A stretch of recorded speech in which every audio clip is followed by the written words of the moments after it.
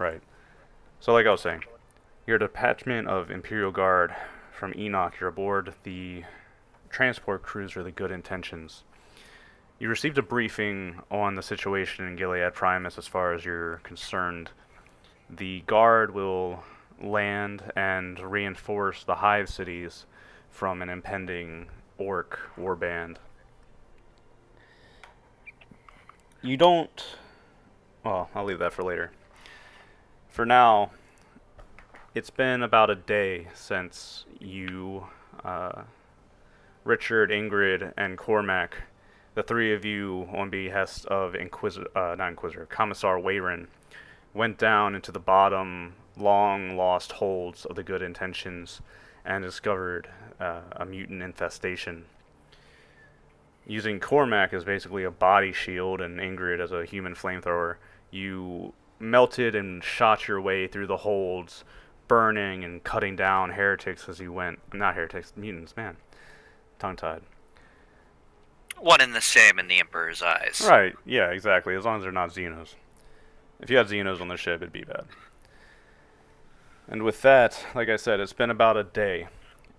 The first off, Cormac, right after you returned, was shipped off to the Medicae, and he has been in there the whole time. The activity on the Good Intentions is like a hive of ants swarming around. Guardsmen are in formation with their units or trying to acquisition more gear at the quartermasters. Commissars and officers try to regain order as everything is just even more chaotic than usual. The Good Intentions Imperial Guards are a mix of different units that have been straggled and separated and sometimes decimated, the last survivors, pulling together their strengths. In Gilead, surrounded by warp storms, you have to cut corners and make do with what you have. So, with different regiments like Cadia or the Krieg or the Gilead Gravediggers, we are about one day from landing on Gilead Primus. Richard, the Commissar Wayron, as you are, with your squad the next day, going about your duties, the Commissar will come up and pull you aside, and he says, "You called yourself a communications officer, yes?" Indeed I did, sir. Good. There will be a terrain briefing in about one ship hour below the captain's deck, and I wish for you to attend with me. Many other of the Vox users of the regiment will be there, and I wish you to hear what he has to say. Of course, sir. I will be there. Very good. Tell me, what of your guardsman Cormac? Will he live? He is making an excellent recovery, sir. He should be ready to land with us when we arrive. Good. Good. There is one more thing. We have a bit of an... And you can see even the Commissar looks a little bit perturbed by what he's about to say to you, Richard. And he says, "It seems we've been assigned Kriegsmen." And he like, just barely visibly shudders at the word. One of which I have to spread among my special weapons units. And I would like it to be yours. I think you would be an excellent addition to your squad. Well, I believe they will get along well with Ingrid. Right. Well, speaking of which, where is she? I believe she's currently with Cormac, sir. Good, good. Very well. Attend to your duties. Meet me below the captain's deck in 1 hour. Do not be late. Of course, sir. The commissar spins on his heel and walks off, barking a reprimand at a guardsman just down the hall somewhere. Again, chaotic activity in the ship.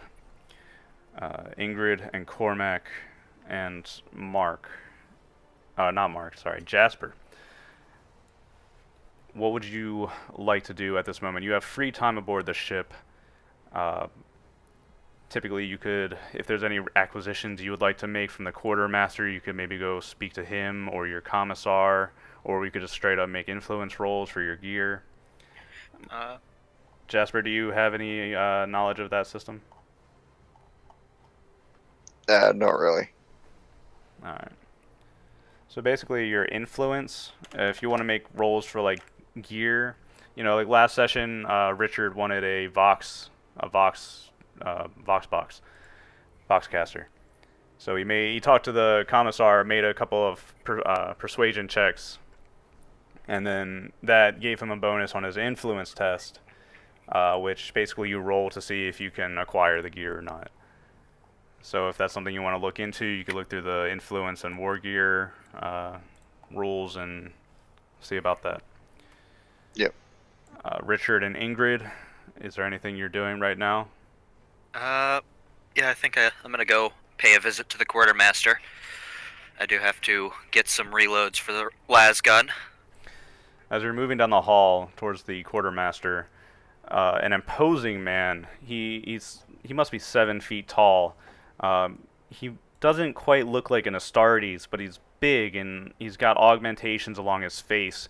He's wearing a big officer's jacket and with many imperial medals and awards and decorations and signifiers all along it.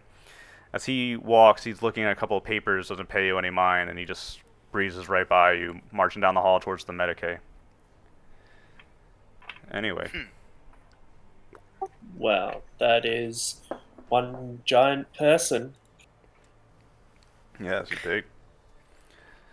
So, Richard, you go to the quartermaster, and you can see that it's fairly chaotic. There are several servitors lined up in a row, in basically just a dozen of them lined up against the wall in different, like, they almost look like kiosks. Lines of guardsmen are in. They're here to pick up las guns, las packs, basic equipment, refill grooming kits, pick up medikits for healers, anything they need. The line is huge, and if you're going to stand in it, it's probably going to take you a while. Really no getting around it. Or there is, but, And, Well, Richard is in a bit of a hurry, mm-hmm. so I think he's gonna try to. I think he's gonna try to push towards the front of one line. He's got somewhere to be after this. He's just gonna try to get the attention of someone and try to get ahead. Try to get the attention of someone? Like, who do you mean? Are there of course the kiosks. Yeah, there are servitor heads, and you're trying to like get in touch with a. Yeah, okay, I'm sorry. Behind these kiosks, I mean, there's the armory section of the ship, heavily locked down. There are many guns lined up, and you can see there are a few Mechanicus adepts in the armory section, kind of moving back and forth. Mechanical mechadendrites grabbing equipment. There are servitor heads loading up huge crates, and there's just a huge warehouse type activity. There's one Mechanicus who he's been augmented to the point that his size kind of bloats above the others. He's big, and to your eyes he appears almost stationary as he inhabits a big block of the center part of the warehouse. And you can see that every time the servitors kind of either communicate with somebody or equipment is directed, you can see with little twitches of many fingers on his hands that these actions take place. He seems to be directing them all silently. You may want to try to get attention of the adepts maybe behind, but there's a huge, like, it's a big line, and as you try moving by, several of the other guardsmen, they're going to start getting riled up and start looking at you.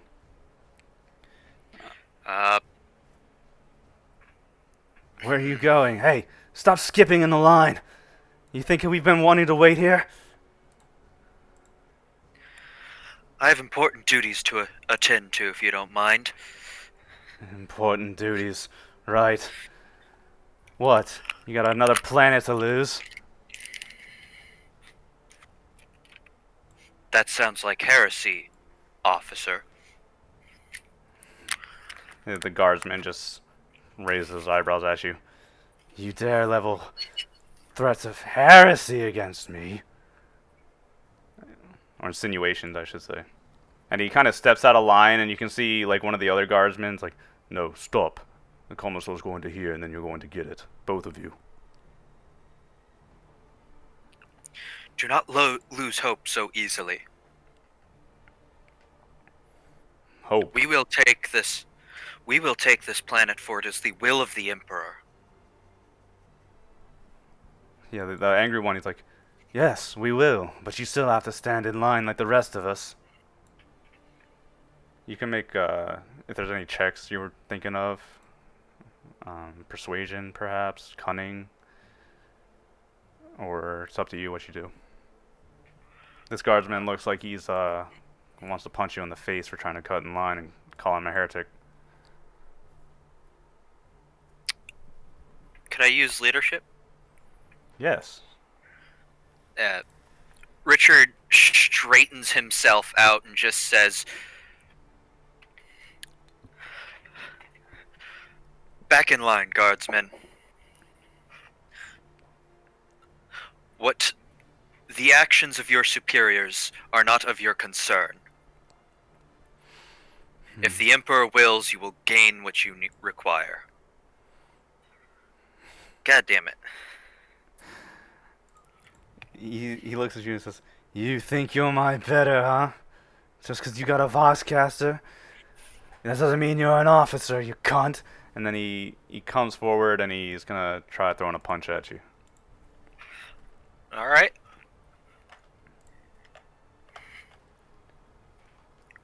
It's a 3. That's gonna hit you, right? Yeah. Alright. So you're gonna take... You're gonna take 5 points of damage, which, I mean... Yeah, nah. I don't really understand how that works, but you know. Richard doesn't even flinch. Yeah, he punches you. You kind of like turn your head and catch it on the top of your helmet, you know.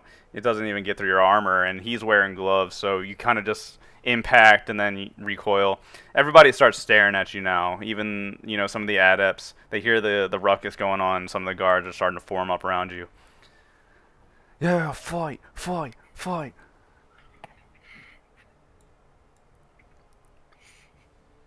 Back in line, guardsmen.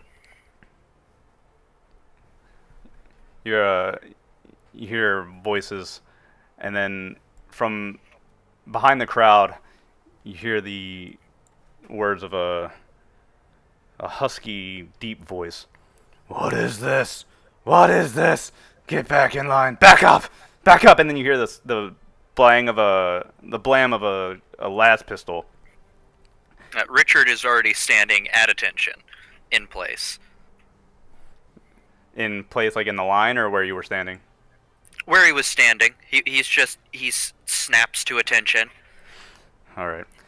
The commissar, you see, it's a shorter man now. He's squat. His eyes are sunken in, and he's got dark brown, basically just fur covering his face.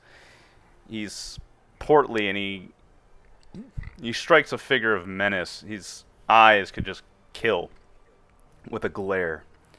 He's coming up, and he's got a las pistol that's kind of smoking in his left hand. You look back, and you can see the boots of a guardsman that was too slow to get out of the way.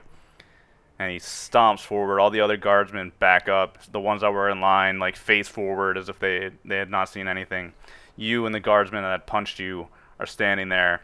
And the shorter commissar, he comes up and looks up at both of you. What the fuck is going on over here? He's making personal insults, Commissar. And the Commissar looks over at you, Richard. Commissar, I was attending to duties that I have been assigned, and this guardsman decided that it was apt to step out of line. Bullshit. Why does he? And then the guard. You see the commissar. He like tightens his grip on the last pistol, and the guardsman next to you shuts up. You. And he looks at the guardsman to punch you. What's your name? Eugen. And you. He looks at you. Sir, Sergeant Richard Moriso, sir. And he knows he's like looking over at the both of you. He's like taking both of you in. You can see he's still gripping the last pistol, and he says, "I see. Very well. You'll be hearing more from me, Eugen, Marisso. For now, carry on." And he gives you both this look that says, "Oh, you're both totally fucked," and then turns on his boots and slowly walks away with his hands behind his back. The guardsman Eugen, he turns and just gives you the sidelong look of just pure hatred, and then steps back in the line where he was. And Richard continues down the line. Yeah, at this point, you've made such a scene that nobody's gonna really stop you. One of the guardsmen, he just kind of like bows his head and just kind of steps to the side as you approach his kiosk. The skull looks up and says, "State your designation and request." Vox Officer Sergeant Moriso, I request reloads from my las gun and a las pistols for my squadron. I'm not talking to you, Alexa. Alright. Las pistols, okay. So. Yep. Since you're not really making any kind of role play, you're just going to make a straight influence test for this. Las pistols have a value of 3 and a rarity of 1. So you can go ahead and make your influence test. Oof. God damn it. Your shipment of las gun, or your request of las guns and ammo for your squadron has been processed. Please wait for your request. Man, what's the word? Please wait, and your gear will be delivered to your commissar's equipment quarters. Very well. And with that, the servitor head just stops moving. The guard behind you just, "Oi, move on." Yep. And Richard starts towards. He's gonna head to the Medicaid before going down. All right, Ingrid. Anything you're doing?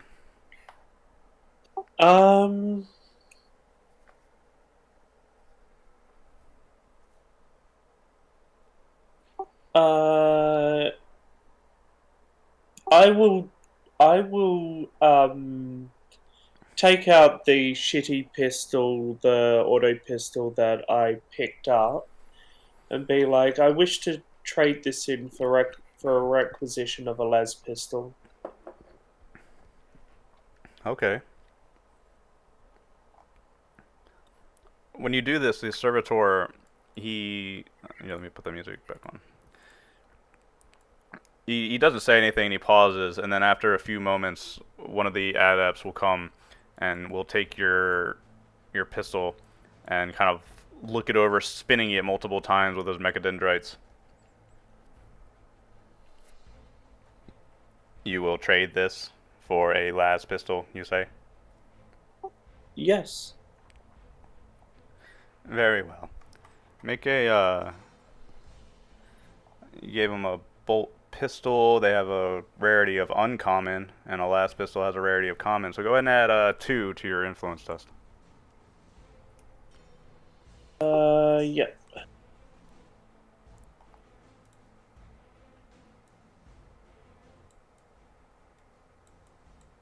Sorry, I've just been transferring my stuff over to the Roll20 sheet. You're good.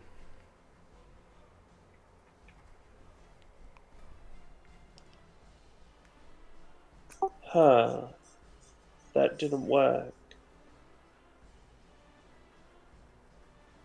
What's the influence test again? It is,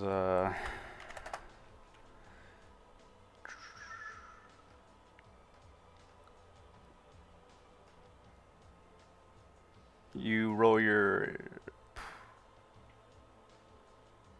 I'm sorry, I gotta look.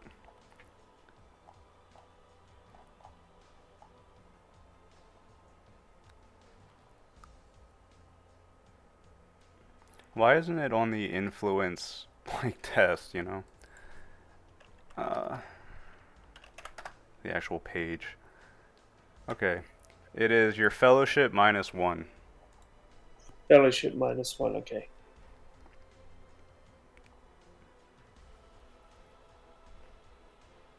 So 1 dice. Yeah, but, Okay. I'm sorry, I meant add extra dice to that, but that's good. That's fine. That's enough to pass. We also get 1 glory. Woot!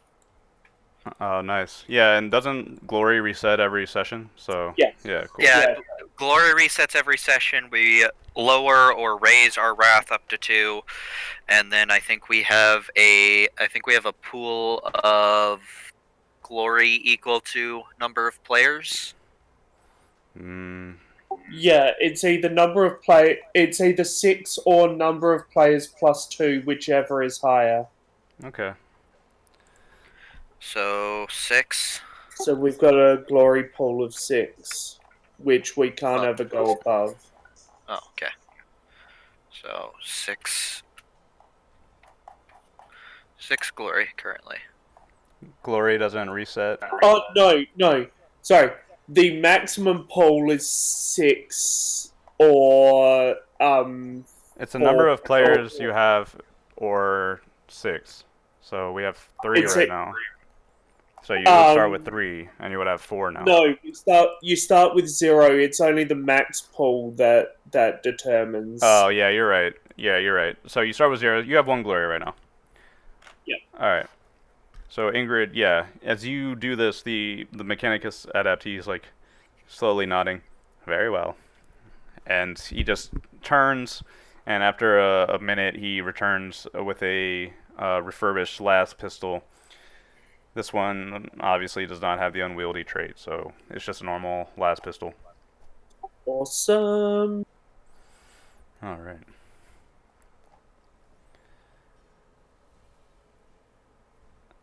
Richard, Jasper will introduce you in just a minute, okay?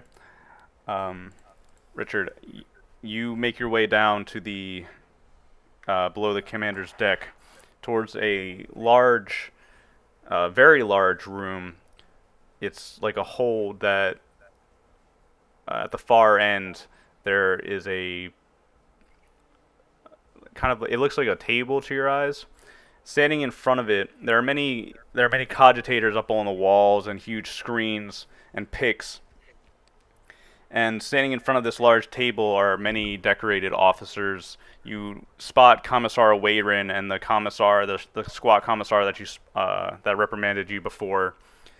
And you're also standing in this room alongside probably 200 or 300 other guardsmen. You can see that many of them bear similar markings to you or much higher, and the types like you, the comm officers and whatnot, are made to stand in the far back, while the higher up officers and leaders they occupy the front.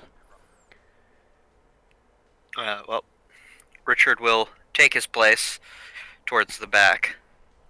After a while, the commissars all kind of separate, and instead you see the one large, not the same man from the hallway, but the large general who gave the speech to you, the briefing to you last time. This was Hagen, I believe. Yes. And he turns and he activates a few runes on the table, and you can see that a projection shoots up in blue and green, and it shows Gilead. And I'm going to pull up something real here.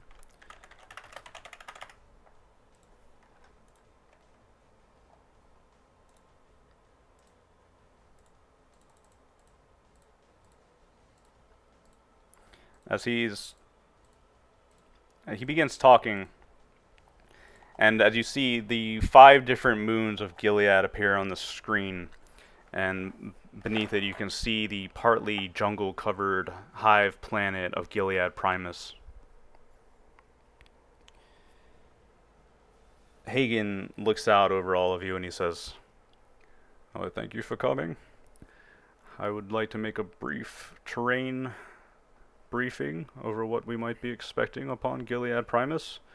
You are commanders, captains, generals, or not generals, I'm sorry. Commanders? Captains, sergeants, commissars, comm officers, and the like.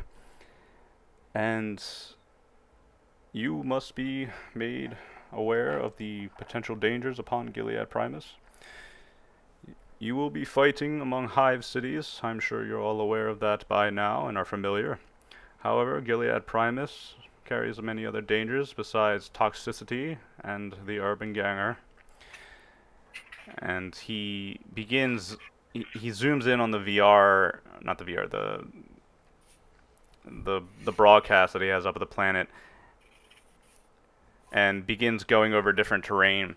And Richard, essentially what this is doing for you is, as you listen to this, and also you receive general military documents regarding, locations and grids on Gilead Primus, which will give you a much better understanding of how to relate your location and maybe figure out where you are upon Gilead Primus.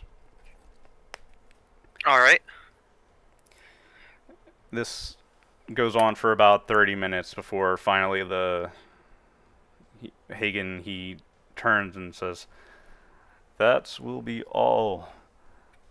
I expect your squads to be ready within 10 hours. We will be making planetfall in roughly 20 ship hours. You are dismissed." As people begin shuffling out of the room, Richard, a hand roughly grabs you on the elbow. And you look, and you can see that the squat commissar from before has gripped you. And he looks at you with just these glaring eyes. And he says, "Marisso, right? Correct, sir. Come with me." Yes, sir. Surprisingly, instead of leading you somewhere awful, he instead leads you over towards one of the view windows of this deck. Standing nearby is Commissar Wayron, and he's standing out. He's staring out of the window with his hands behind his back, as the squat commissar leads you over. Wayron looks down and says, "Thank you, Judo."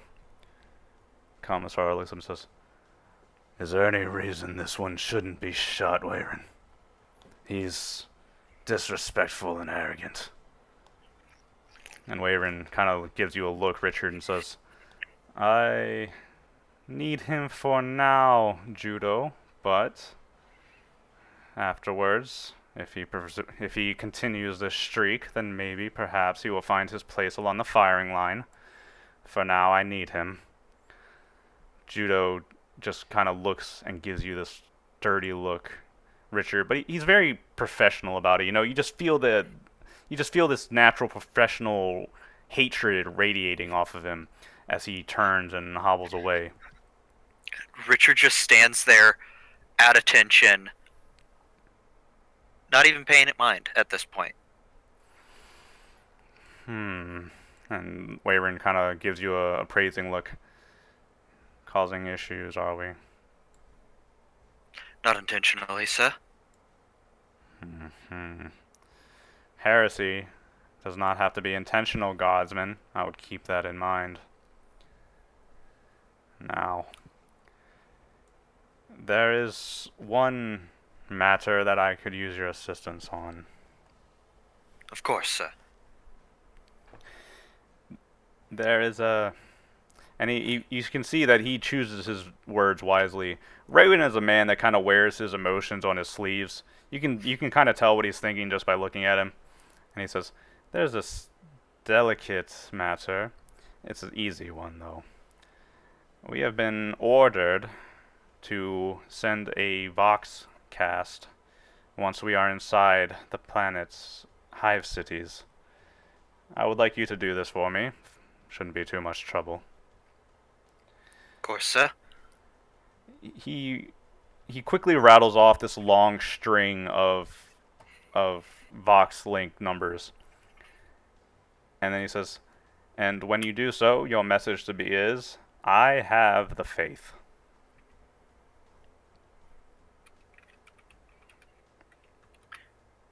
Alright. I have the faith. Are we clear? Of course, sir. Good. You heard the commander. We have 20 hours till planetfall. Make your final preparations. You'll be near me once we land. Of course, sir. Very good. Dismissed. And Richard gives a salute and sets off to find Jasper. Jasper, as part of the Krieg, you probably keep to yourself. I don't really know too much about your character right now, but I assume that just being a Kriegsman, you're kind of like the weird kids of the ship. You kind of probably stick to your own corners, and the commissars, where everything else is chaotic and hectic. Your group is almost creepily serene. Still, many of them wearing their gas masks, never taking it off. Yeah, he'd be just sitting somewhere on his own, cleaning his gear, making sure everything's in order.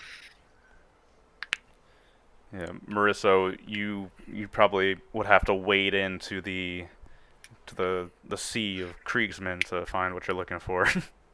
Just he approaches the first Kriegsman and, could you direct me towards heavy weapons specialist Jasper? You get this very blank looking gas mask look, and then suddenly just a slow hand, he raises up a finger and points over to a small crowd of Kriegsmen over in the far corner. Thank you.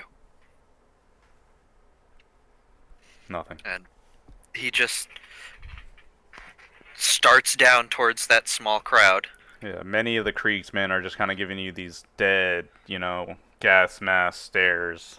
Many of them are just gripping las guns, and it's extremely hostile wading through them.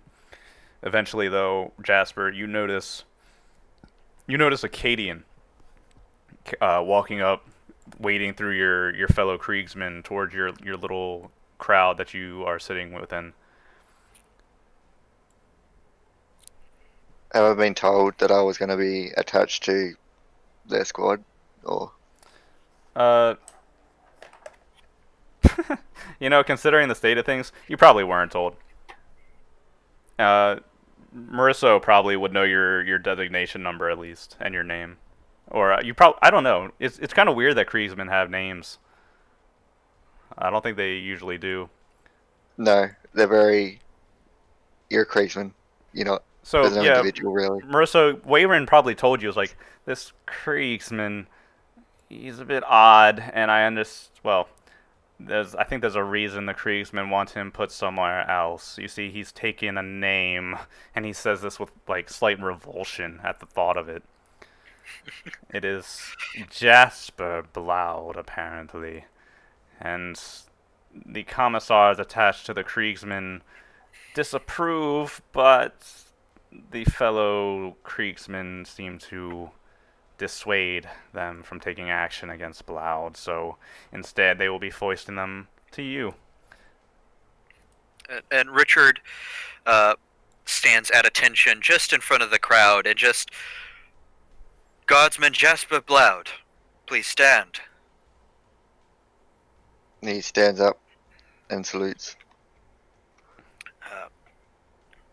Richard makes his way through the crowd to him and just, Sergeant Richard Morisso, I'll be your commanding officer.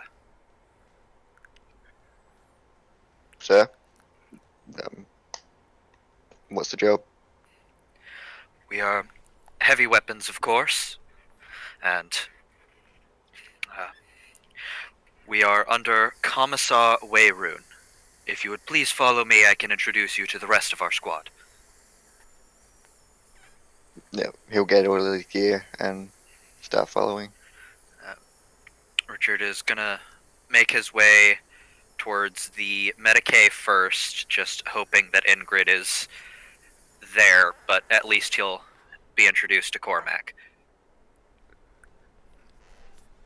Okay. And Give me 1 second. I'm sorry. 2 seconds.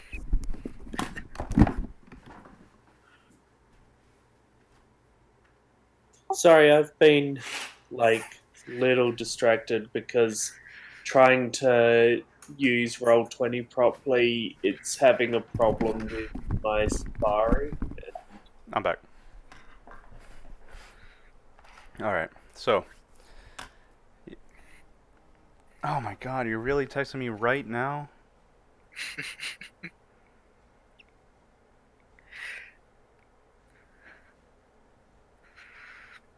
Sorry, guys. Give me, give me 2 seconds.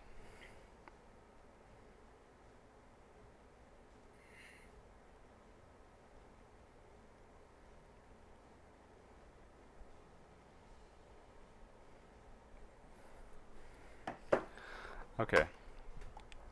Richard, you make your way with Jasper down past the Medicae. You get many looks now. Really, you don't see many Kriegsmen, even aboard the Good Intentions. You know, Jasper, I don't know how you managed to get yourself into the Gilead system from Krieg. I don't see many Kriegsmen, especially not following Cadians. I'm definitely gonna bring that up a lot. Like, dude, you're not supposed to be here. Weird. They just keep surviving. They don't die. I'm just like, I'm just expanding on my thoughts here.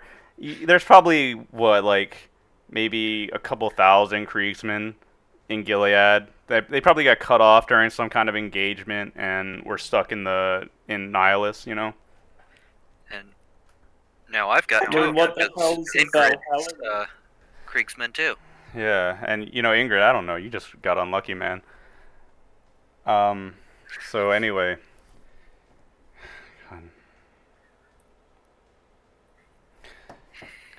As you approach the Medicae,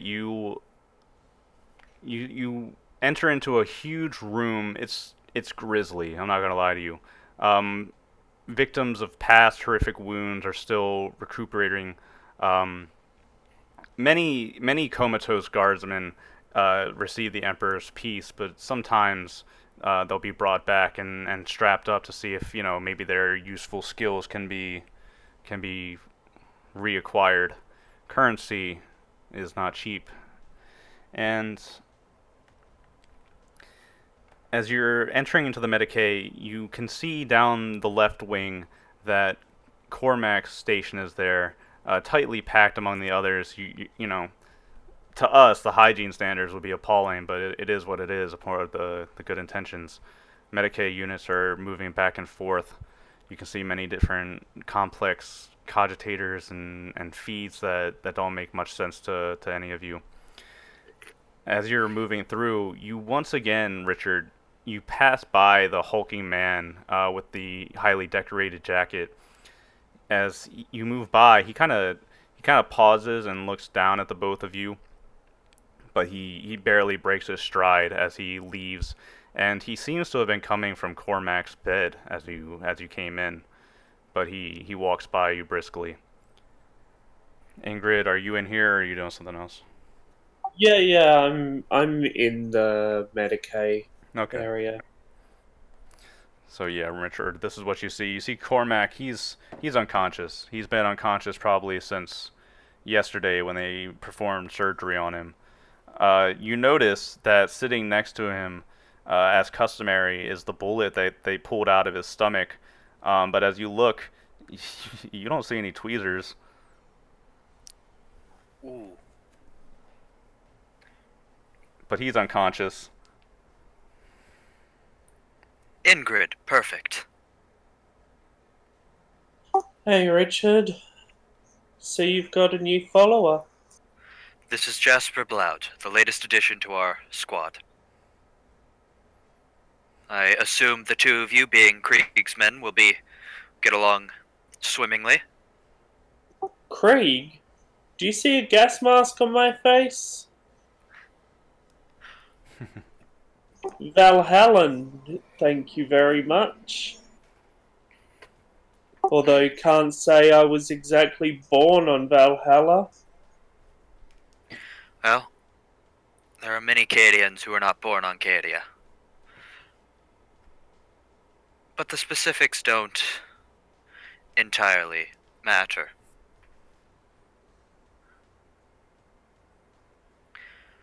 So I'm guessing you being here, we've got a new job? Indeed we do. Another special assignment, but it won't matter until we have planetfall in 20 hours. Make ready the Melta. I wouldn't have my melter with me. Actually, It's up to you. yeah, I would have my melter with me because I pretty much came straight here. I would have gone to the requisition, but I would have come back here. Yeah, keep in to... mind it's been like a day since.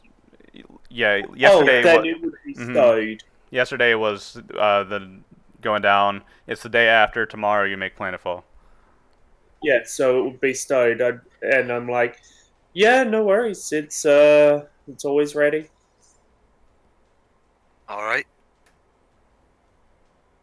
How's Cormac? He's been in and out a bit. Yeah, Ingrid, if you had been staying with Cormac, you know that the surgery was particularly rough.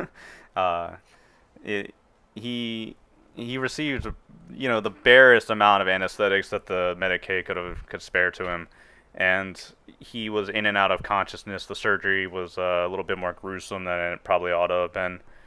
And as I said before, if you had been paying attention, both you and Ingrid, you and Richard, there's no tweezers on the table. Where is it? You know, where's the tweezers? It's just it's a mystery. It's a mystery wrapped in an enigma wrapped in his stomach. There is no mystery. So, yeah, that's the state of Cormac right now. As if you have been in here, by the way, but yeah, let's rewind for just a second. Right before Richard and Jasper arrived, probably about 10 minutes. Ingrid, as you're there, you'll see the huge 7 foot tall Imperial officer. He's just so imposing looking. He's got a big beard. He's got a military cut brown hair, and his jacket is just decorated to the point of absurdity. And as he comes up reading a bunch of papers in his hands, he looks down at you, Ingrid, and says, "Ah, I see you are looking after your fellow guardsmen. Excellent work." Indeed, sir. Always help out a fellow soldier.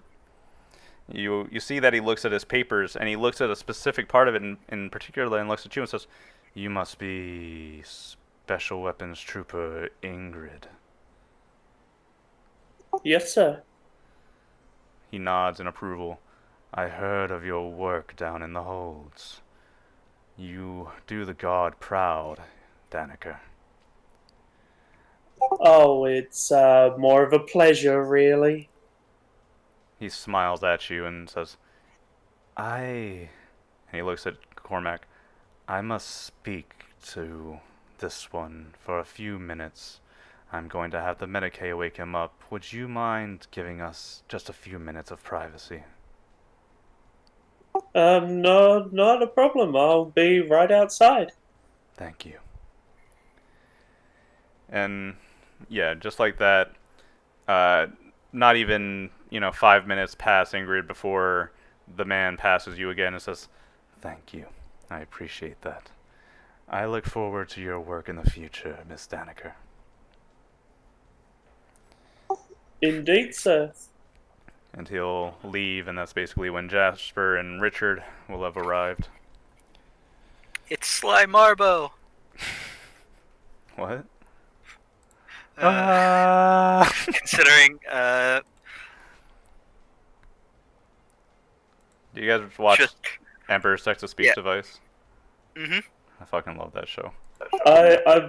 I started watching it again. I haven't finished it, so It's so funny. I love it. They have podcasts and everything. It's so good. But anyway, so Ingrid, Casper, Caster is one of my characters in my D&D game, so that's going to be a pain. Ingrid, Jasper, and Richard, you're standing in the Medicaid decks. You have about 20 hours until planetfall. We can do what you want until you would like to move on.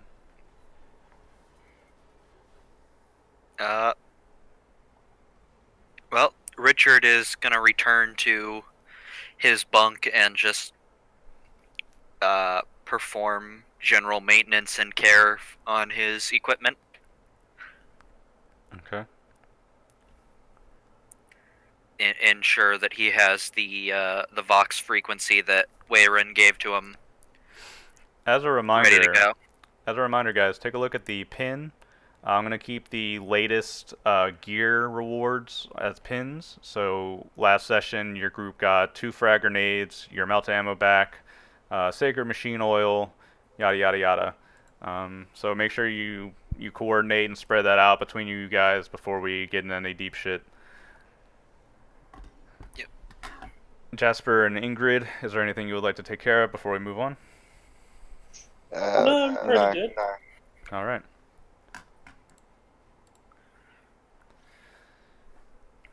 Ten hours later.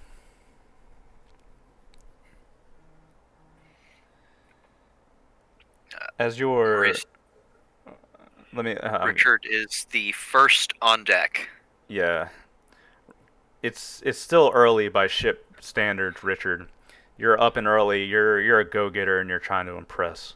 So you wake up early and you're on the deck. Your crew and honestly most people aren't up.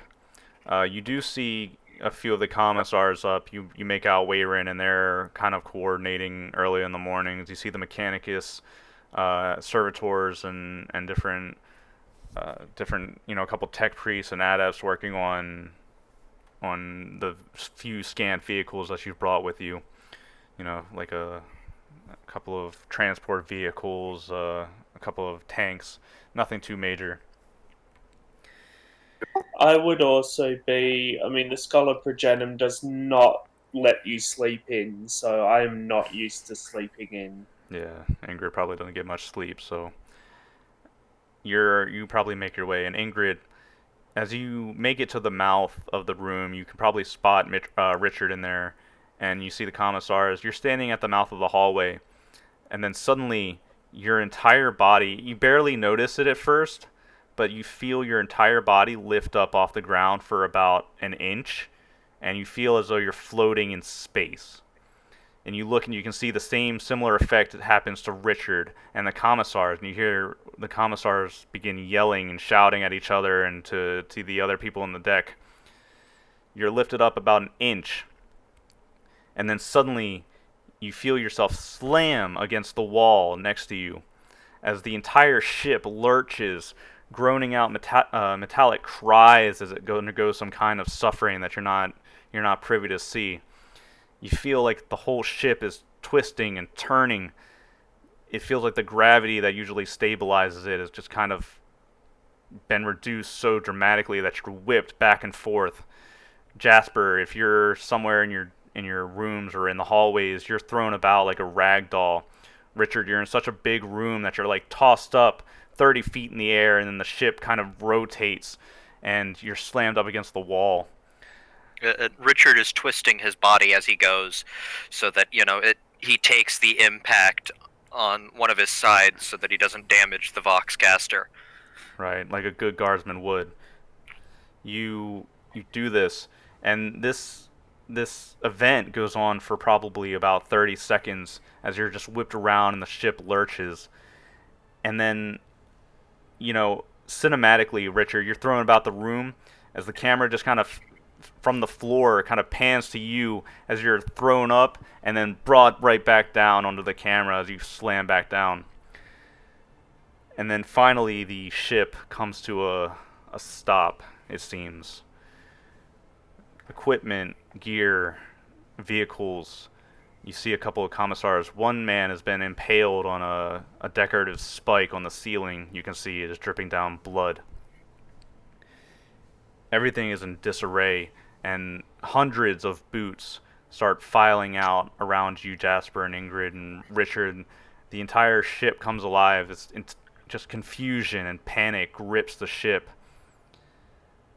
And before any of you really have any time to react, the ship gives one more final lurch. Your vision seems to distort somewhat, and then everything for a moment goes black before you hear the massive, crunching, guttural, metallic bending of the ship colliding with something. Oh boy. I will get over to Richard and check that he's okay. Yeah, Ingrid, Uh, you crawl over to Richard.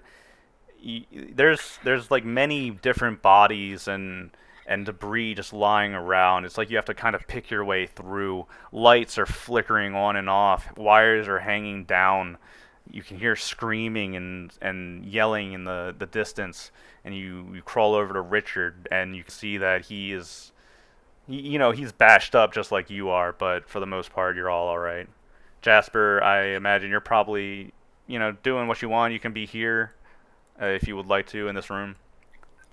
Yeah, he'll be there. Yeah, you like similarly, like the rest of them, you've been knocked about and experienced that event. The three of you kind of pull together, and you can hear shouting as the commissars try to regain order. Ingrid, could What you make the out heck? Commissar Wayrun? There's a lot of chaos. Can I do a perception to try and find Wayron? Yeah, awareness. Yeah. Yeah, awareness. That's 3.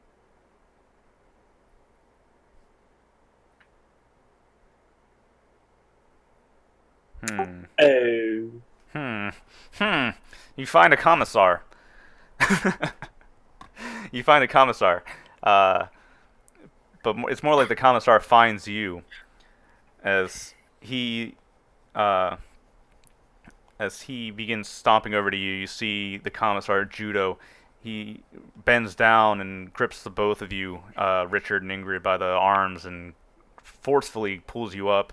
And Marissa, you become aware that he must have some kind of prosthetic on his right arm because it is way more powerful than it should be. As he hoists you up, he says, And as he's on his feet, he immediately snaps into attention. Orders, Commissar! "Get your shit together!" He just shouts at you before moving along. He moves along and begins helping out other distressed guardsmen, and you can see that everybody is slowly beginning to fall in line and regain order. The Commissar Wayrin is slowly barking orders, and you can hear among the din, you hear, "Special weapons units, form on me! Get that rifleman unit here now! I want that gun!" Similar orders. Jasper, Ingrid, you hear the Commissar? Report! Yep, I fall in. Melter gun ready. Reporting in. You are surprised to see that. Let me rephrase that. As you fall in, the commissar in disarray, he tries to get everybody's bearings, and as the commissars discuss among themselves, the ship, it makes this creaking, groaning noise, and it doesn't. It barely feels like it's moving. Your legs feel wobbly and different parts of the ship seem to be falling apart, but it doesn't seem like you're really going anywhere. Commissar Wayron, he begins saying something to you before you hear this old, kind of grumbly voice coming over through a loudcaster or whatever they're called. I'm not sure. Everyone, Imperial Guard, we seem to have been intercepted by some sort of warp anomaly. We have made landing upon Gilead Primus, which is good. And he emphasizes that last word. Uh-oh. Ship's damage has been, or is being calculated now, but it doesn't seem that we will be landing on the Hive cities as planned. So what we will be doing instead is making this our base of command for now, until we can arrange transport. As such, we will be sending expeditions out to the surrounding locations, the surrounding jungle landscape, it seems to be, and building a perimeter and setting up defenses. Follow the direction of your commissars, and we will have no problems getting to the Hive planets. And he clicks off the caster, and with this, everybody seems to have kind of calmed down, and a sense of quiet has returned to the holds as the units rearrange themselves. Many squads are already being kind of funneled through the hallways towards what seems to be the back end of the ship for some reason. The three of you are standing at attention, and Wavern comes up to you three and says, bit of an unfortunate situation, is it not? Indeed, sir. I have been asked by Commissar Judo to add to your number since Cormac has been injured. And he looks over, and you see, with just this absolute look of sourpuss, it is the soldier Eugen that you got into a scrap with yesterday, Richard. Uh-oh. This one is to be assigned to your squad to fill the supporting role with the lasgun. I assume that will be acceptable. Of course, sir. Good. This is Eugen. Private Eugen. And Eugen just mechanically just places his hand over his right shoulder and salute. Very good. We will be moving out in about 5 minutes. Make any last preparations, and then follow me along with the rest of the weapons units. Understood? We are prepared to go, sir. Very good. Fall in line. With that, let's see here.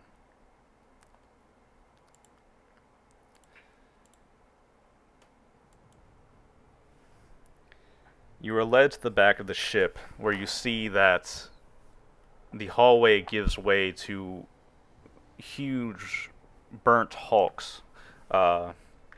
The inside of the ship has been ripped and torn upon landing on some kind of brown grayish soil. The destruction, as you come down a ramp and you look around, the fields around you are incomparable. It seems like the good intentions struck Gilead Primus like a meteor and rent it for a good several miles as it tore up many of the trees and most of the pretty much an entire highway of rubble behind it. And it come to rest in a big flatland portion of the jungle. You look around, you can see much of the foliage has been burnt away to reveal brownish gray skies, very dense clouds, and huge trees of jungle wilderness that stretch out all around you. You have to make your way down a short incline before you basically fall in with the rest of the Imperial Guard regiments, or Imperial Guard units, I should say. I'm not really sure what kind of numbers we're dealing with here. Wayron, as you line up, he begins barking orders to different squads, and he finally comes to you, Ingrid, Jasper, and Richard, and he says, "You three are to form in with Squad 4 over there. You are a scouting party. You will advance 1 to 2 kilometers in that direction and ensure that there is no enemy presence. You have the Voxcaster. You know how to reach me." Of course, sir. Very good. You will keep a good distance between the other squads. Form a net. You 4 will move as a unit. Do not take risks. Do not go beyond 2 kilometers. Clear? Yes, sir.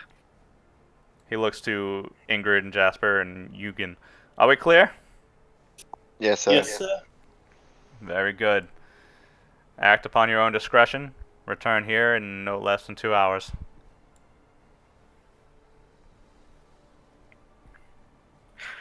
Yes, sir. Well, I guess we've got a trip ahead of us. Yes, you do. As you make your way down the decline, you see that the 2 other squads, the other 2 are equipped with flamers, which you find kind of spooky in a jungle. But you are forming a scouting detachment with these 3 squads. Eugen, as he walks quietly behind you, finally free of the commissars and the rest, he says, "This is bloody bullshit. Why am I squad with you, of all people?" It is not our work to question it. Just follow orders and we should all get out of it fine. He just spits a loogie and carries on. As you fan out into the jungle, can you guys tell me marching order? Richard is going to... Ingrid first, simply because shorter range weapon. Jasper, plasma gun, correct? Combat shotgun. Shotgun. Jasper, Ingrid, Eugen, and Richard. Yeah, Eugen is a lasgun wielder. I forgot that Jasper wielded a combat shotgun, but yes, he does. He's a Krieger with a combat shotgun. You should feel so blessed. You know at least you're not going to die first. And then, yeah, you have Ingrid. Yeah, Richard is going to continue his long-range support role, placing the 2 close-range weapon experts. I'll give you a It bonus. should definitely be Jasper first. Yeah, Jasper first, Ingrid, Eugen, and Mauricio. All right. Yeah, yeah. So you said Ingrid first, or No, Jasper first. Jasper. All right. Everybody make awareness checks, or let me look at the stats. Is there survival? Yeah, there is survival. Yeah. All right. Everybody make survival checks. Yeah. Yep. Jungle. They're in the trees. Jungle, what is this thing called jungle? Where's the snow? What are these things? Listen, guys, no pressure, but every point takes you away from Predator.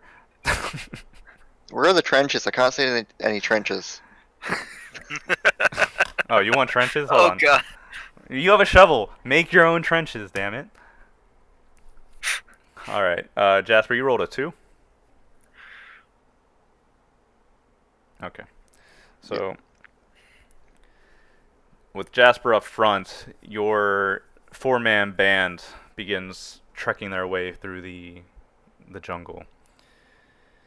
It's not quite as dense as you might have thought looking at it from the outside.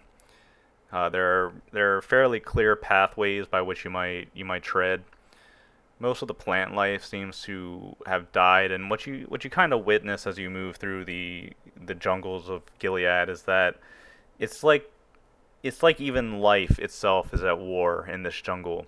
These smaller plants have to struggle and fight, parasitically growing on larger plants just to climb higher. The ground itself is polluted to the point where trees grow high to kind of just escape from it. And there's no wildlife, no birds singing, not even some kind of lizard or anything. It's an eerily quiet jungle. As you move, Jasper, you kind of get the sense that something is amiss. You stop, and after a few seconds, the jungle to either side of you starts lighting up. The two other squads that were fanning out in your little scouting group seem to have begun engaging the enemy. Some kind of enemy, at least. You hear loud yelling, and Richard, your Voxcaster behind you, begins sparking up. There must be dozens of communications coming in instantly. You don't seem to be getting attacked, though, for some reason. Maybe nobody's just noticed you yet. But you sense, or, well, after a while, after just a few seconds, the cries of your two fanning out squads to your other sides go quiet. Combat is stopped, for better or worse. And the jungle goes back to silent. Richard just silently. Squad hold. Eyes Yeah. open. Ingrid, watch the left flank. Jasper, right. Urine, your eyes are forward.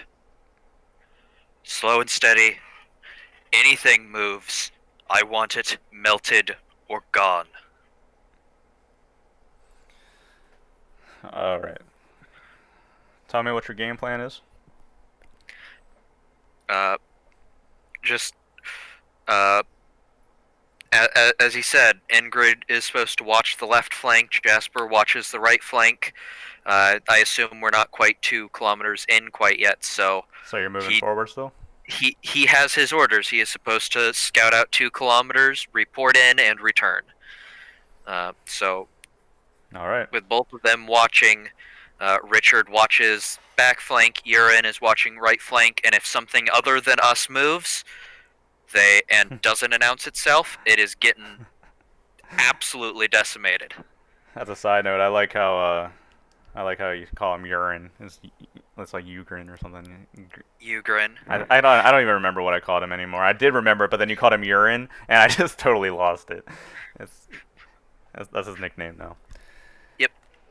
Don't even care enough to Alright. call him his real name. Richard makes the call. Your officer has decided to lead you further into the jungle. So as your 4-man squad moves forward, you press on for a little bit longer. Let me get awareness checks from everybody one more time. Awareness or survival? We did survival first. Let's do awareness this time. Okay, I like awareness a lot more. I have a lot more dice for awareness. Me too. There we go. There we go. I like ones. Jasper's like, I love nature. Oh no. Oh no. Okay. Ew. Hey, it's fine. That's only your second one tonight. Alright. Oh no. So, you're moving along. Let's go ahead and throw on some music. More music, I guess. Let's go with this.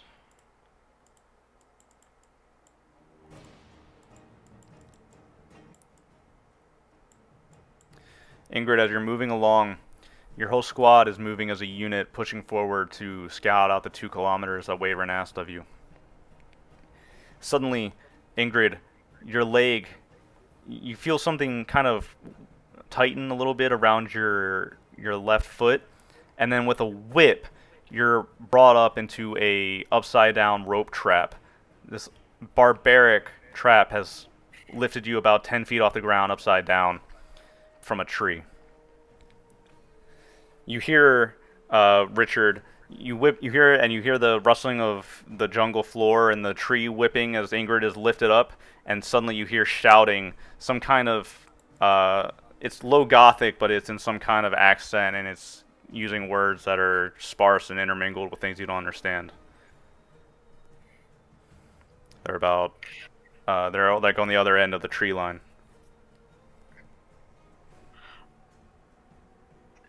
Anyone get me down from here? Hang on, I'll take a shot. No. You're good. You're good. Get Ingrid down. Jasper, I want eyes on whatever the hell that is. As Can I see? Richard brings the las gun about towards where he hears it. All right. Theater of the Mind combat. About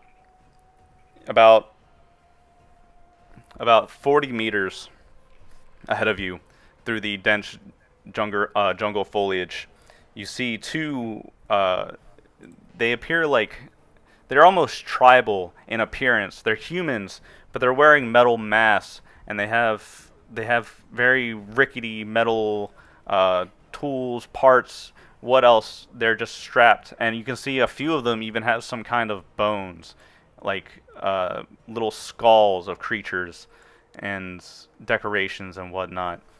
They seem to be some kind of tribe, and two of them jump out wielding huge machetes, and that when they spot you, one of them points at the trap and says, "What, Melta, Melta," as he spots her weapon, and the two of them let out a war cry and begin charging at you. We'll enter combat. Who's first?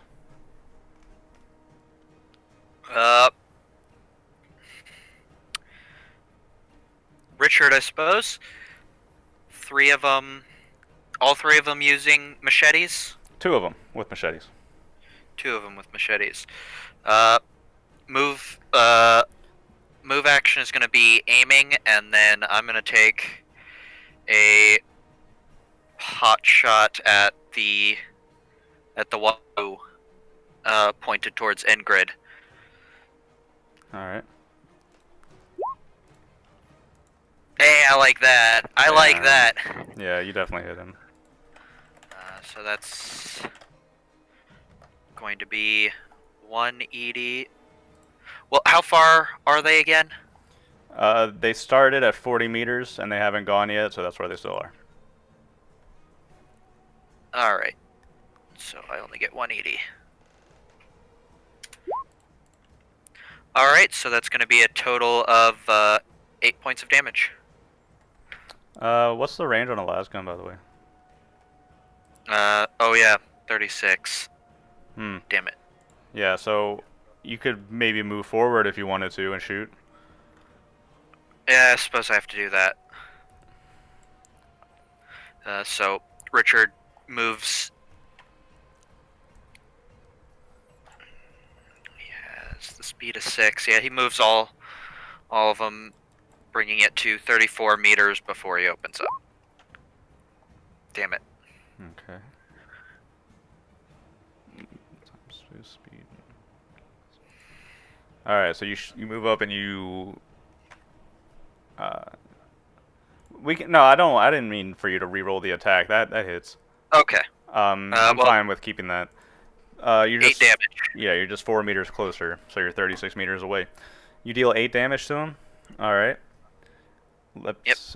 His resilience is gonna drop that by. I'm going to go ahead and roll for this lad. I believe in him. Just let him die. No. All right, maybe I will. So he rolls determination, but you shoot him real good. His armor is really just, you can barely call it armor. And as you shoot him in the mid area, you see him double over and reel, but the metal had deflected it just enough to keep him on his feet. But he's in definite pain. They are going to.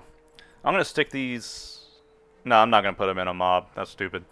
They're just going to run at you. The first one is going to run at you. The one that got shot. He's going to move his sprint, which is 3 times his movement. 6, 12, 18. So he's it's Well, he moves half the way there. yeah, 18 meters. And who's up next? Jasper, Ingrid. Jasper. All right, Jasper. So how many are left now? Is it just It's one? just 2 of them. 2 of them. Are they within 3 meters of each other? No. The first one is 40 meters back. The other one is about 18 meters. They're running at you with like machetes, which is, you know, as advisable as it sounds. But this is just. Well, I have a history with charges. I know. I was about to ask. Like, you called yourself Well- long range support earlier. I'm like, what? Jasper's gonna countercharge and sprint at the one coming towards him. Oh. All right, Jasper the Kriegsman. As soon as he spots the enemy, takes off at a dead sprint. Sprints are 3 times your movement, so that's probably 18. I'll get right up on him. Yeah, okay. And Like, with So- a charge, that's going to be melee +2. he's got his shotgun. So it's got +2 DM penalty. What does that mean? For a sprint, let me. No, because the combat shotgun has assault, so I can attack if I even if I sprint, I can But still a shoot. sprint is a full action, I believe. Yes. With assault, you can fire an assault weapon as part of a sprint. It basically means he gets +2 Oh to yeah, his I'm sorry. You're armor right. to hit him. You're right. Okay. He gets +2 to his defense for this attack, but you are Okay. point blank shotgun. All right. Run up and point blank shotgun him then, and you get a close range, which is +1. Extra damage.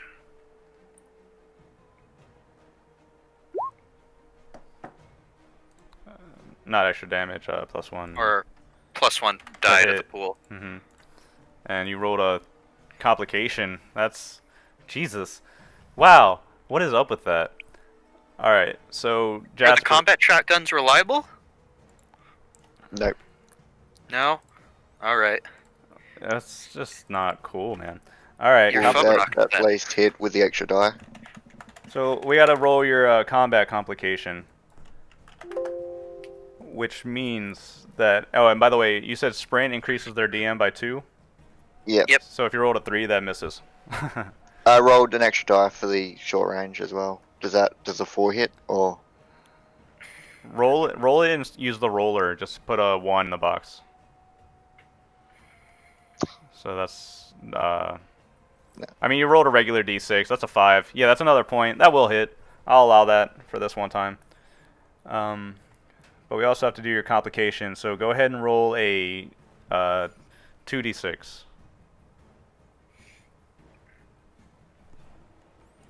You got a 61. You are restrained. So, all right. Probably recoil. Yeah, something like that. So go ahead and make your ED damage for your shotgun, since you did hit. You get +1 to the ED, too. Mm-hmm. Yep. So, the ED for what are the combat shotgun +1. mess him up good. There you go. Oh wait, was that +1 for short range? No, it's yeah, because it's rapid fire. Rapid fire Yeah, 1, alright. so you get +1. Combat shotguns are rapid fire? So yeah, It's they a are. rapid fire 1. Damn, that's scary. So 10 damage. 10 damage. All right. Oh wait, Is this the one that Richard put a bolt into? Yes. So, yeah, this guy's dead. So, still, it's a bit more complicated than that. You run forward, Jasper, and as Richard puts a last shot into the what's the word I'm looking for? Into the barbarian's Tribesman. stomach. Yeah, the scoundrel, the filth, this unholy trash that must be exterminated. You run forward and you pull the trigger. You guys grapple for a little bit. He puts the machete and tries to drive it into your chest, but you're fighting him off, and you pull the trigger on him. The force of the shotgun mixed with your bad footing sends you reeling. You tumble down a small incline for probably about 5 meters and get tangled up into a huge mass of tentacles or not tentacles, but vines and roots and other fauna as you are restrained. And that is your turn. My guy, the tribesman in the back, he sees his buddy get blown away with a shotgun and decides he's going to pass. So you see him duck back into the trees and disappear. But he seems to be yelling and calling for something. Have we made our 2 kilometers now? Just about? Yeah, I mean, just about. And as this happens, I mean, that took span probably 5 seconds. So in that time, Ingrid, you look up and you see Eugen. He's got a grumpy, sour face, and he's using his guardsman knife to cut through the rope that's got you hung up. And after a couple seconds, you're released and you tumble, dropping onto the ground with a thud. Yeah, I make sure to protect the melter gun. Yeah, Richard is right there to help her up too. Eugen climbs Thanks. down and it's like, Right, so ugh, what the hell? I had- Jasper, you are right down there. Yeah, he'll start cutting himself loose of the vines. Yeah, since we're out of combat now, you have free time to do that. So you cut yourself out, you work your way out, and you climb back up the incline, and you look over to see everybody else. You hear voices; they're distant, and even back towards the ship, you hear the sounds of distant gunfire, combat. It seems to be encircling you in the jungle now, as distant sounds ringing out. Rally squad, we make back for the ship.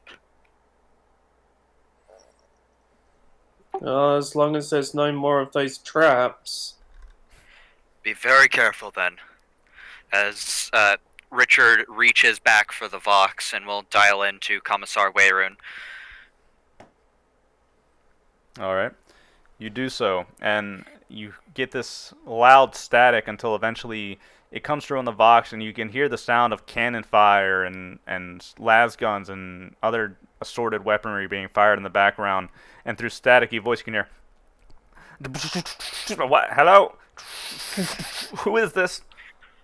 Richard Mauricio, sir. Are you alive out there, Gosman?" We've made it to our 2 kilometers. We've only encountered 2 of the hostile barbarians. All squad members are up and we are making a return now. Understood. Hunker down or return. Either way, kill for the Emperor. For the Emperor. And with a explosion, as if to punctuate that from the other end, the Voxcaster cuts off, and you return back to the ambient jungle once more. The half-blown-off body of Jasper's first kill lies in the middle of the jungle floor behind you. You turn, and I suppose you line up to make your way back towards the ship. Alright. The ship sounds like there's battle going on, so prepare yourselves, guardsmen. We make back. The Emperor protects. Emperor does indeed protect. Emperor protect. Emperor protect. So, let's go ahead, and I want one more round of survival checks from everybody. Jasper, since you got 2 points on that last one you did, you can go ahead and add 2 to your roll.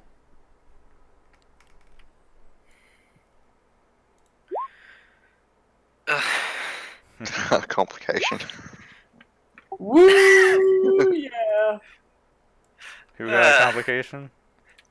Both What is Jasper that? and myself. Oh no. But I will Ingrid. be right back, though. All right, we'll take a 5-minute break while he ducks out. I'm gonna go get another beer. My God, guys, stop rolling complications. I know you have a 1 in 6 chance, but just stop. The very first shot against a player was a crit. That just says everything. Yeah, but I think this is to make up for the number of sixes we got on the Wrath dice last session and completely like melting people and shit. I I wanted to see the imagery of you guys standing there with a Melta gunning a huge crowd of people down, but you know, I'll have to wait. There'll be time for atrocities later. I'm gonna go get another beer. Beer back.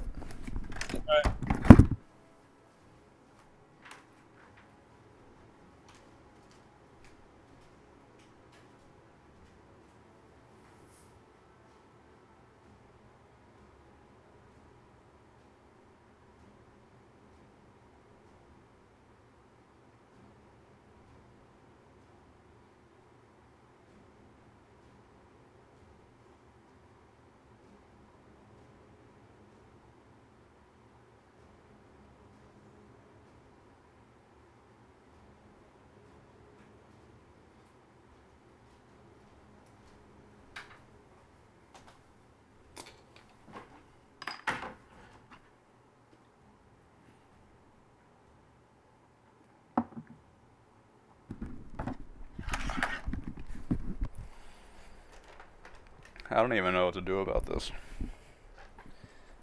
2 complications and a crit.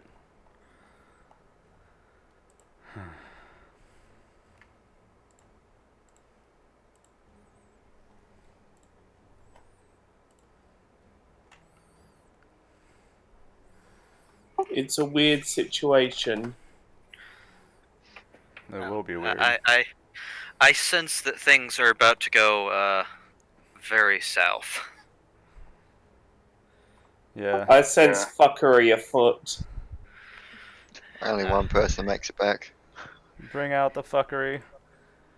Tit Snitch is about to have some fun. Here, you guys want to see fun? Look at this.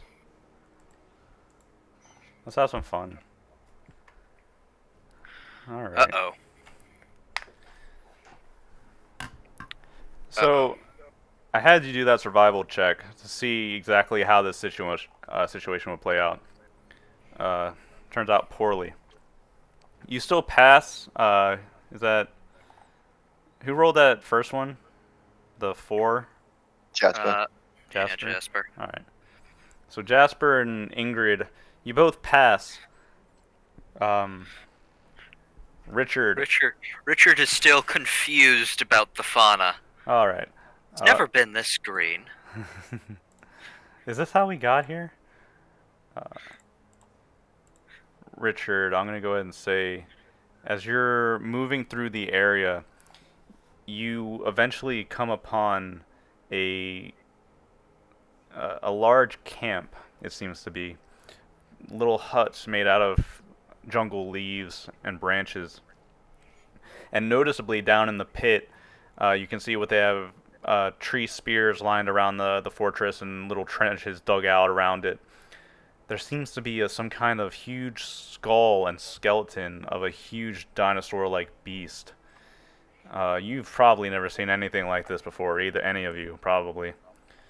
So it's probably unnerving to see just this massive skeleton.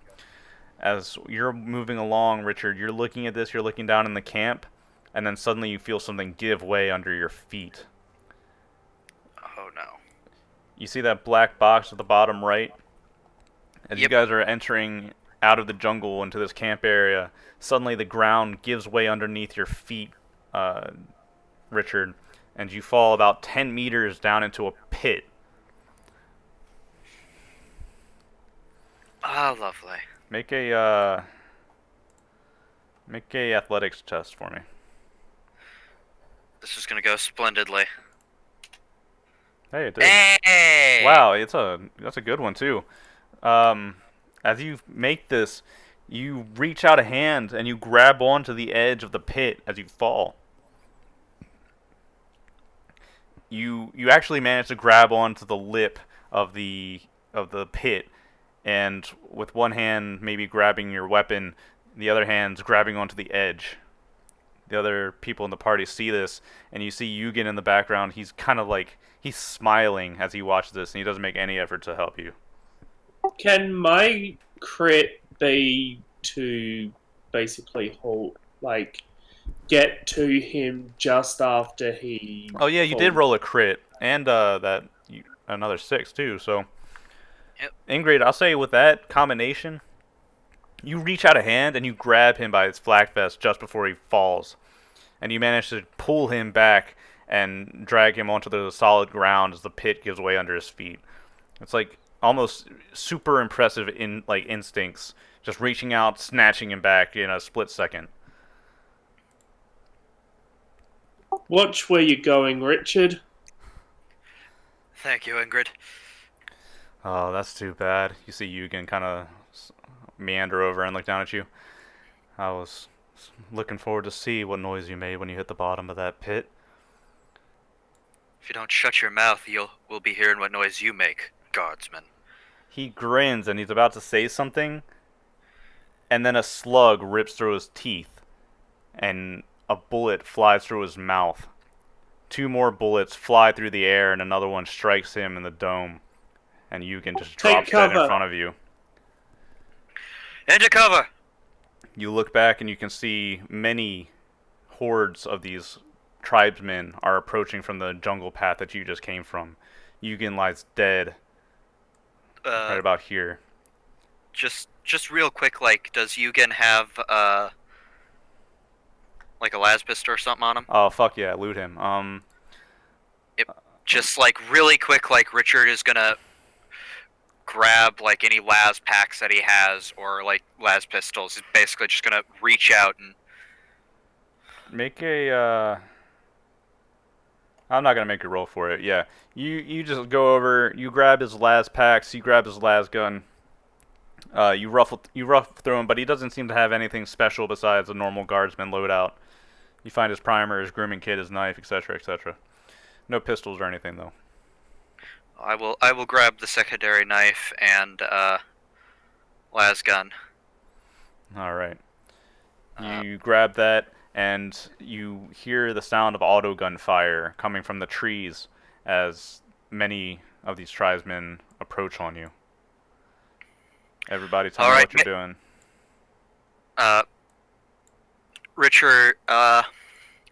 Richard points back towards the ship. Make haste! As he's gonna call in.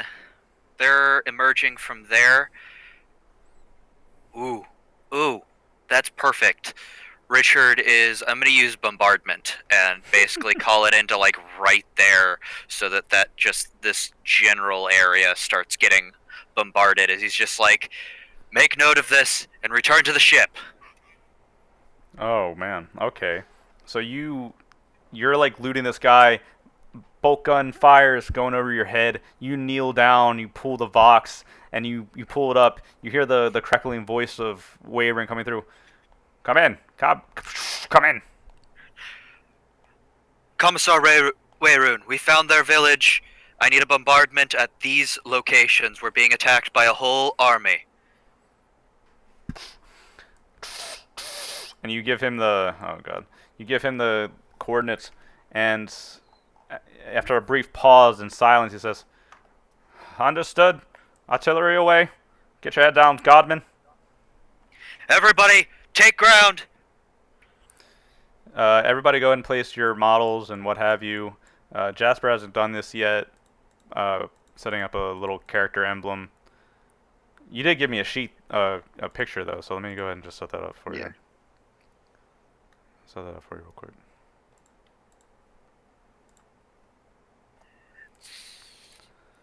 Just gotta drag the picture from the character sheet.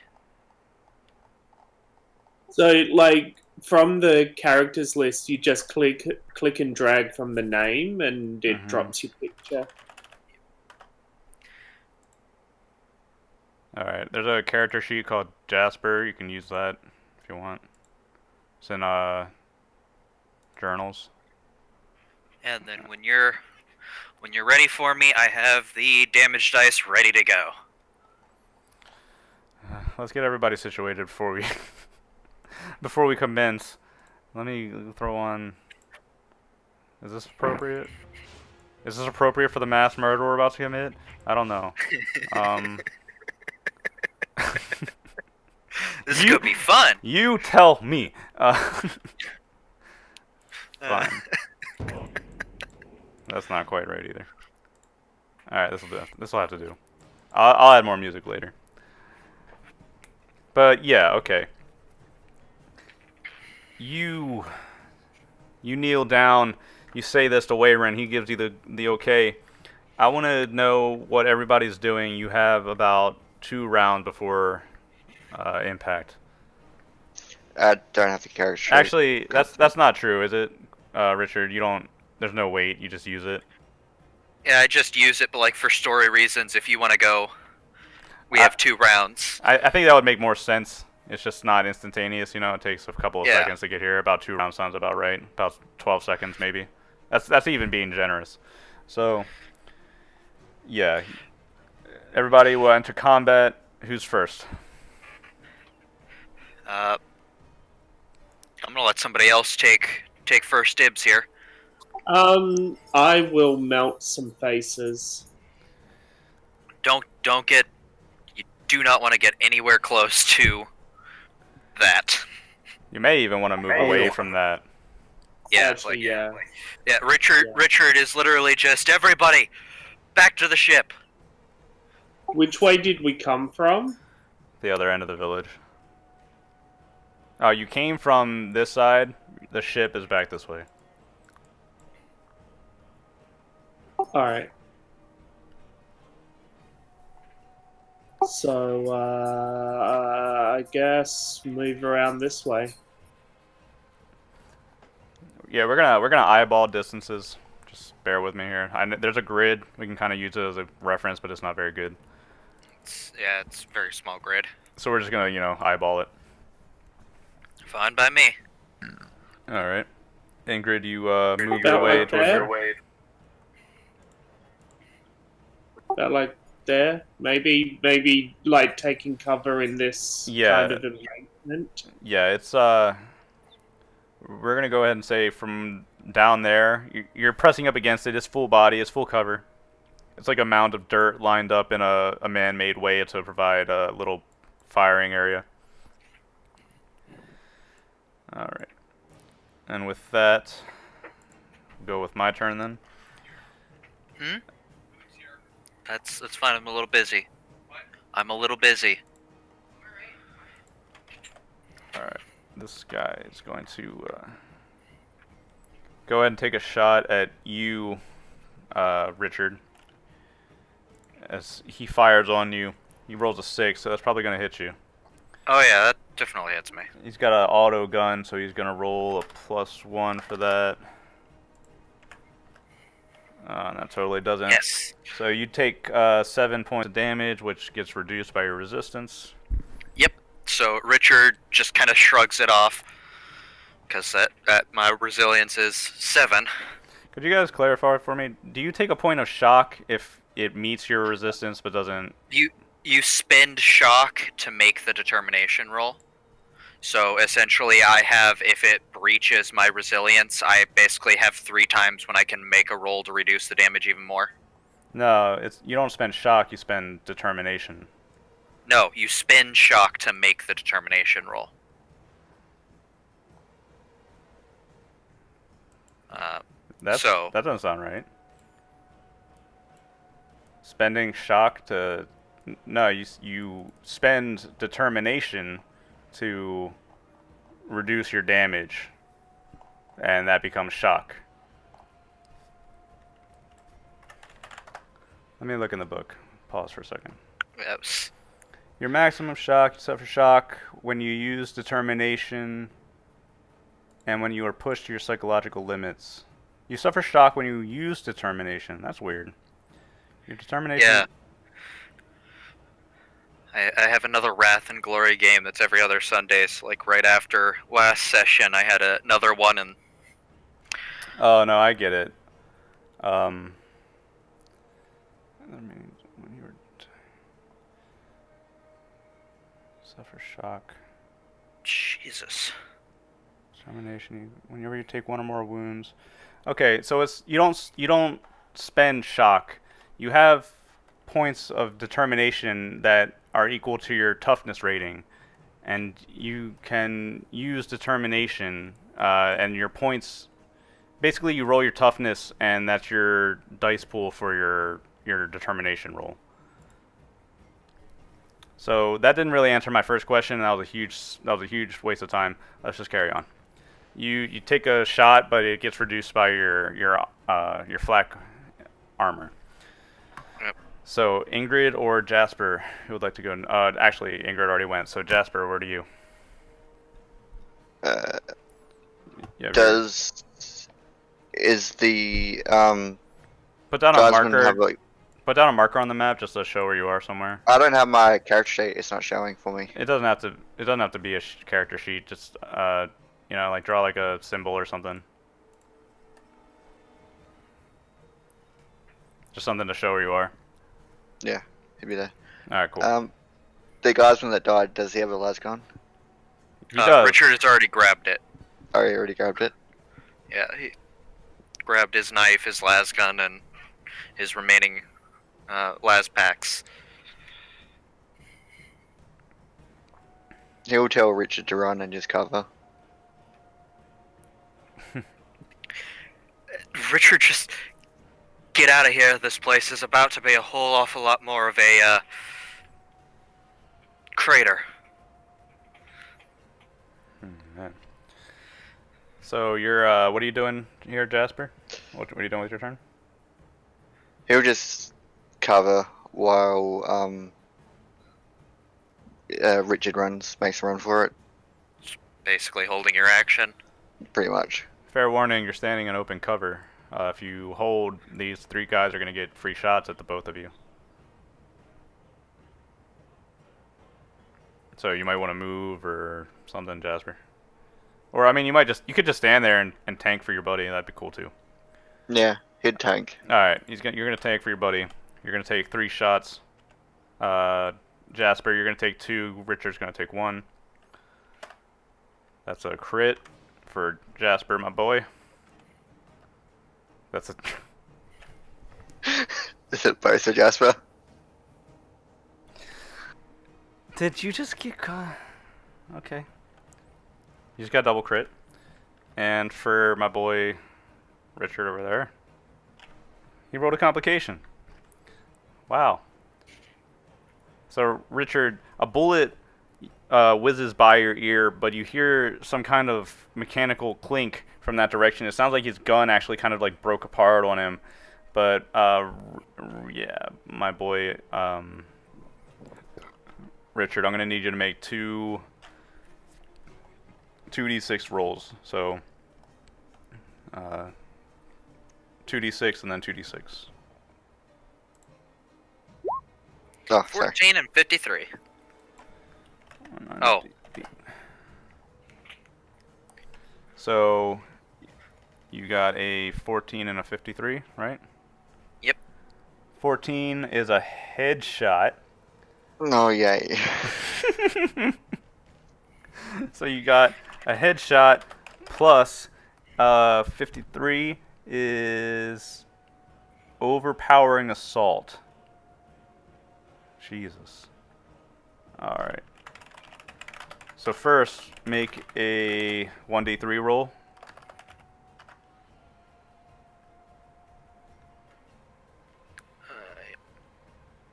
Jasper? Alright. 1. Alright. So you only take 1 extra damage from this. And you can spend determination to try to reduce that to shock if you would like, but I also need you to roll a 1d6. Alright, so Jasper, you take 2 points of shock. As one shot shoots you literally in the head. It goes into your helmet, and you can feel the tip of the bullet itself piercing into the side of your head. It didn't get very far, but there's a freaking bullet poking into your head. The other shot comes in and blasts you in the stomach. You are staggered. So, staggered, which means that you... Where is it? Staggered. Staggered. Sorry. I'm in the conditions page. Where is it? Blinded, pinned, staggered. You're off balance, you've run too fast or something. When you move while staggered, your speed is reduced by half. You can't run or sprint. And it lasts for a turn. So you have half speed there. How much damage did I take for the headshot? You took 1 point of damage that you can choose to reduce if you want, and you also took 2 points of shock. Okay. So I found the part about how damage works. I put it in the Discord. Alright, thank you. Yep. Are you gonna reduce the damage from the shot, Jasper? No, not this one. Alright, so you have 2 wounds and 1 shock then. Alright, sounds cool. Richard, you're good. And those were the 3 shots, so we are starting a new round. Who would like to go?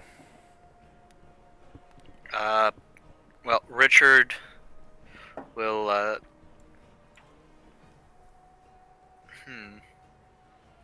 is gonna run into cover, just kind of out of range. Alright. Jasper, as you're still standing out in the open, this guy's going to get 1 more shot at you. From that range, I think as you're still standing out in the open, that's going to hit you. So we're going to go ahead and do my 1 dice. And you take an extra 2 points of damage, so you take an extra 2 points. You can try to reduce that if you Yeah, I'll want. determine that. Alright, that's your toughness.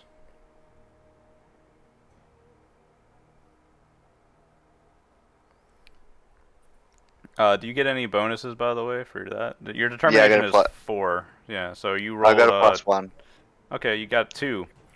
So you reduce the 2 damage that you just took, and your shock is max now, I believe. Right? Or no, you took... I got sorry. 1 more shock. Yeah, you should have 2 wounds and 3 shock. So as our boy Jasper Blau, the Kriegsman, stands out there taking shot after shot, head shot, gut shot, whatever shot you want, it seems that he was actually the perfect replacement for Cormac, and that is in that taking all the shots. Yeah, exactly. He's fulfilling the role that Cormac did last session. We can look forward to seeing Jasper in the Medicaid too, or dead by the end of the session. All right. Jasper or Ingrid, who's next? I would recommend to be Jasper. Yes. Well, he can only move 3 Oh, meters. that's right. So And you can't sprint. Oh, God. he's wobbling to the other pipe. All right. As you're a soldier, I can recommend to you maybe you should go prone. That would reduce the DN on you, or increase the DN on you, I should say. Yeah, he'll run his 3 meters and then go prone. Yeah, Ingrid and Richard, you look over and you see Jasper. He's like limping towards you as bullets fly over, and then he falls over and starts crawling towards you prone. Alright, yeah, no, it's your turn next. It is my turn, which means more shots towards my boy. Which miss as a bullet flies over Jasper's head. Ingrid, you're up. I'm gonna take out the las pistol I've got because I don't have a clear target for the melter, and I'm gonna take. Is there anything for like suppressive fire? Yeah, there's pinning. Yeah, I'm gonna try and put down some suppressive fire to kind of try to give him a bit of a break. Alright. Let me go ahead and look up how that works. Pinning. I've been meaning to memorize how pinning works because I know I'm going to use it. Pinning. Pinning attack. Ballistic versus resolve to pin. So, okay. Alright, cool. My resolve is fucking garbage. I got a 0. You, And okay, you're pinning a dude with a las pistol. Ingrid.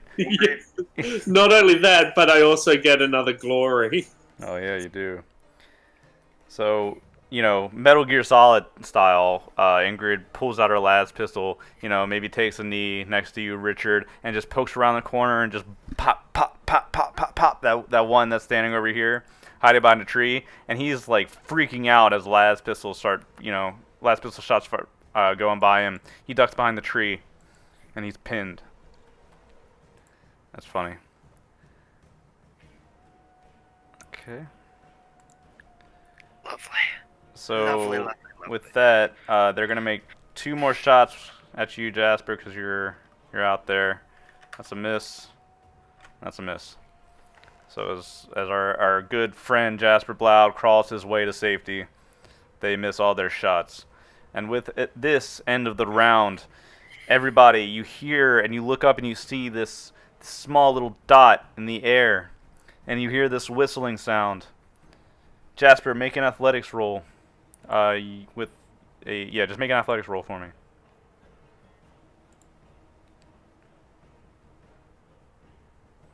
A 2. All right, I'll take it. Jasper, you barely just managed to crawl yourself to cover. Maybe Richard or Ingrid reach out and grab you seconds before the shell impacts in the middle of the jungle. It crashes with this thunderous explosion, sending out flames and decimating the nearby jungle. You might guess that you probably took out 20 or 30 of the approaching barbarians as they come in. It's just this huge firestorm in the jungle now around this crater. All of you have to duck your heads and cower as the explosion erupts over you. But you all manage to survive danger close. There are more on the way, though. You know that because you can hear the sounds of combat still ringing throughout the jungle, and you imagine that explosion might have brought more attention to you.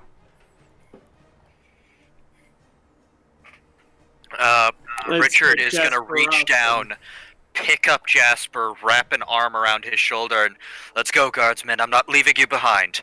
Ingrid, cover our front. Will do. And I've slung my melter gun, and I lead up with my las pistol. All right. And Richard is holding his las gun in one hand, just kind of as he moves Jasper along with him. Which direction are you going? Back to the ship. Yeah, but I want a path. We're gonna continue along, not entering the village, but continue along the trench that we're currently following. So. All right, you can see that this is mostly open, flat ground, surrounded by jungle. Whereas, well, we're gonna head straight into the jungle and use the tree cover to make our way around. Gotcha. Just if we have a horde after us, we're not gonna leave ourselves open to more fire. All right. So, as you advance, you make it to about here. Go ahead and move your tokens if you would. Gotta change back to grab. I'll go ahead and move you, Jasper. Well, you bleed blue. That's your blood. It's a blood trail of you crawling. I'll leave it. Are you a heretic? No. A Kriegsman heretic? Whoa, whoa. I'm freaking out. I'm freaking out. Commissar, do your duty. I can't. They're Krieg. As you are moving, you look, Ingrid, and you can see two of the barbarians have emerged from the forest over here, overlooking the village, and they look over. They stare at the fire pit before spotting you. They give out a call, and you can see there's one among the trees over here wielding auto guns. They all have auto guns, and they're stalking through the forest, apparently looking for you. Combat round two. I'm going to pop some pinning fire again. It worked well last time, so Hey, fair warning. you know this pistol probably isn't enough to take him down quickly. Sorry about that. Yeah, fair warning. It's a ammo action. Doing pinning. Oh, it's an ammo action. So you spend ammo every time you do it. Oh, so I've spent a reload. Yes, sir. Yes, ma'am. Yes. Okay. Then I might just shoot my last pistol. Normally. What's the range? You're about from this distance probably about 20-25 meters. Okay, forget that then. I've only got 18-meter range. We'll go with 20. Yeah, so Richard I'm gonna has have to a move closer. spare las gun behind you. You know, I found something out, or we found something out last session. Running, you can run as a simple action, and you know, Yes. reloading is a simple action and stuff like that. But if you're not doing any of that, you can be moving double your distance pretty much every turn.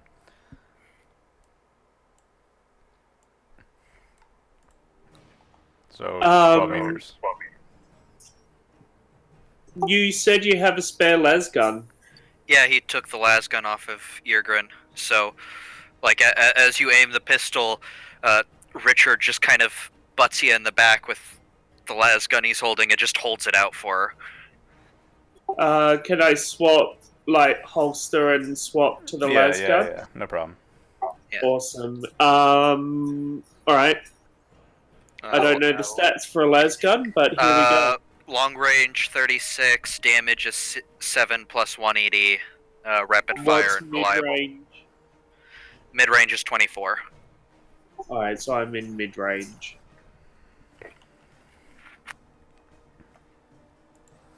That's, And it's reliable, so you don't have to worry about too many complications. that does hit. Yeah. So go ahead and roll your ED. How many 180. AD is it? 180. 180.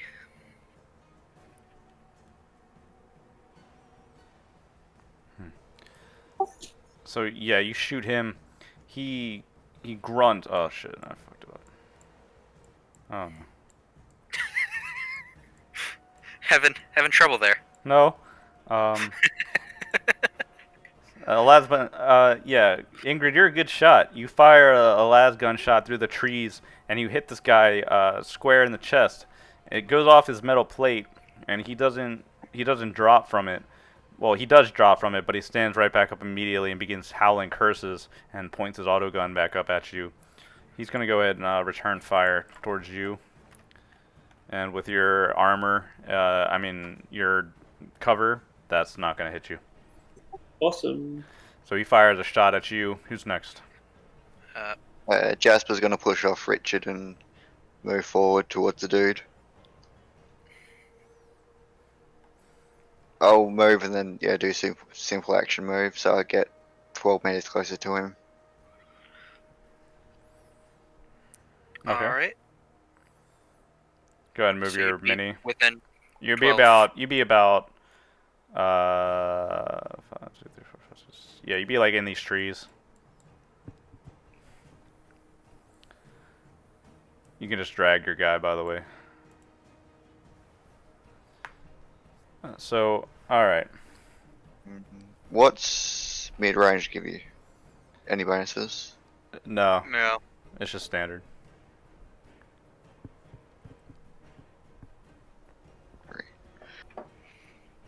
He's in cover now, by the way, I should say. Yeah. Does 3 hit?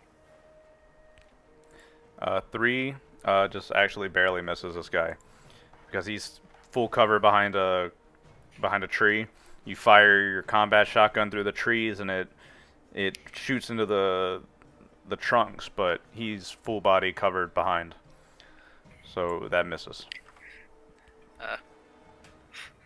Uh, Right. yep. Richard, be, you hear you hear a loud yelling voice behind you above the cliff, but beyond that, these two, they're going to notice the combat going on, and they're going to push their way through these spike traps here. Damn it! Stop grabbing the map, please. And can I lock this? Layer, map Put layer. the map into the map player. Ooh, I put a grid on it. Oh, nice. That's cool. Yeah, that's good. Alright, so now, what are we going to call this? We'll call this, maybe every... You can actually change the you can actually change the distance in the you know at the top where you've got the different scenes. Yeah. You go into the settings for the page. I think you right click on go into the settings for the page, and you can set up what each square means. God, I should really, like, learn how to use Roll20. Alright, well, that's fine. We're not going to go into it right now.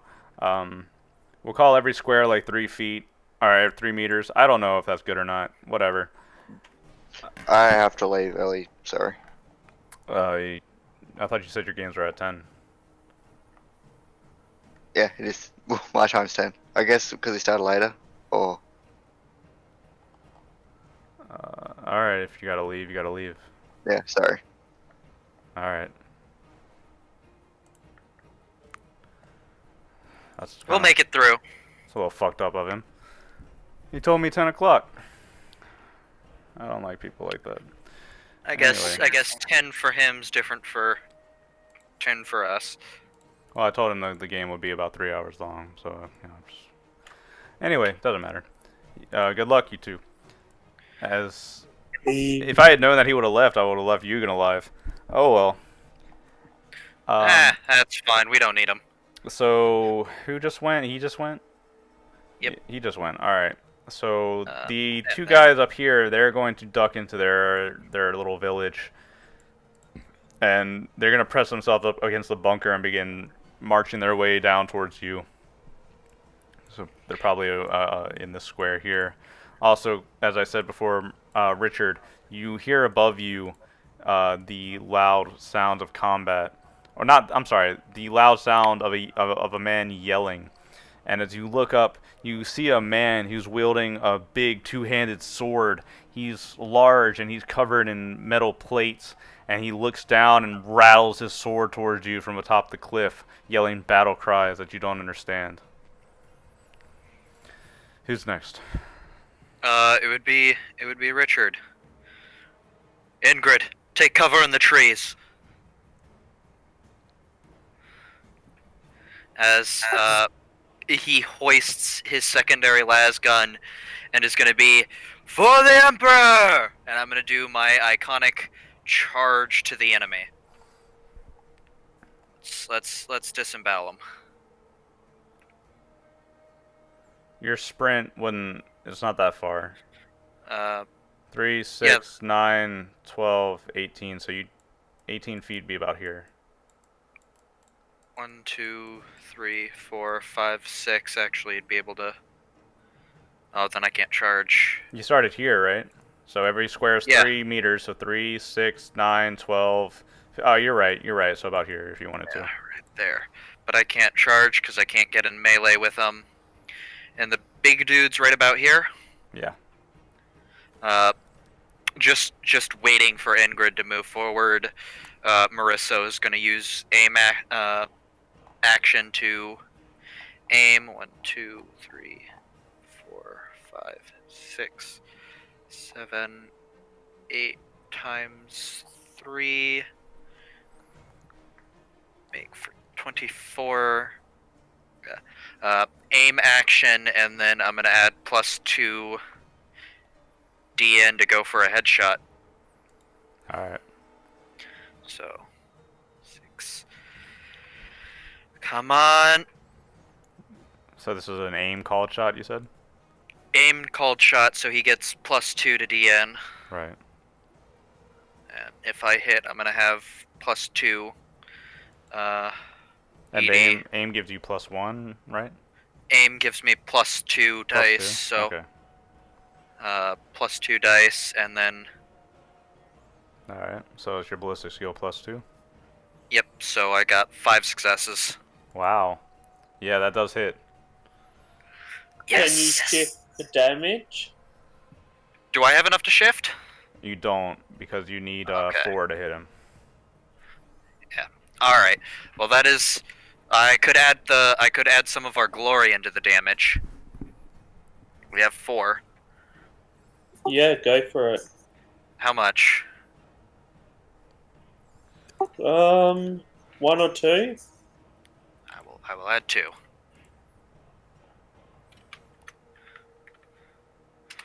All right. Okay, that's going to be 2 extra damage for a total of 9.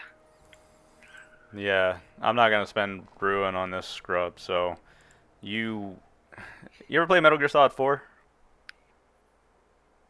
A little bit, yeah. I got through like the opening sequence. So you didn't get to the part where he snipes Vlad in the head? Oh, that's too bad. Alright, well there's a scene where he just kind of drops on one knee, turns the rifle sideways, he like cups it with 2 fingers, and it's just this highly tactical, weird-ass fucking headshot that he shoots with a rifle from long range. I kind of imagine you just do something like that. Like you carefully line up the shot, he's hiding behind the tree, and you just wait patiently, and then as he pokes his head out, bzz, you just las gun. It's quick. It's just like you just melt his head, and he just drops. You see him fall over, just dead. Move for the trees, Ingrid. On my way. All right. The other 2. All right. I think we're gonna Top of the round. Yes, top of the round. Ingrid or Richard, who goes first? Richard is asking Ingrid to go first. Alright. Heading. So we're heading, kinda this kind of way, right? Yeah, Yeah, your goal is the left side of the map, essentially. Yeah, we're essentially trying to get to there as quickly as possible to get back to the ship. Yeah, alright, so I head into the tree line. Say a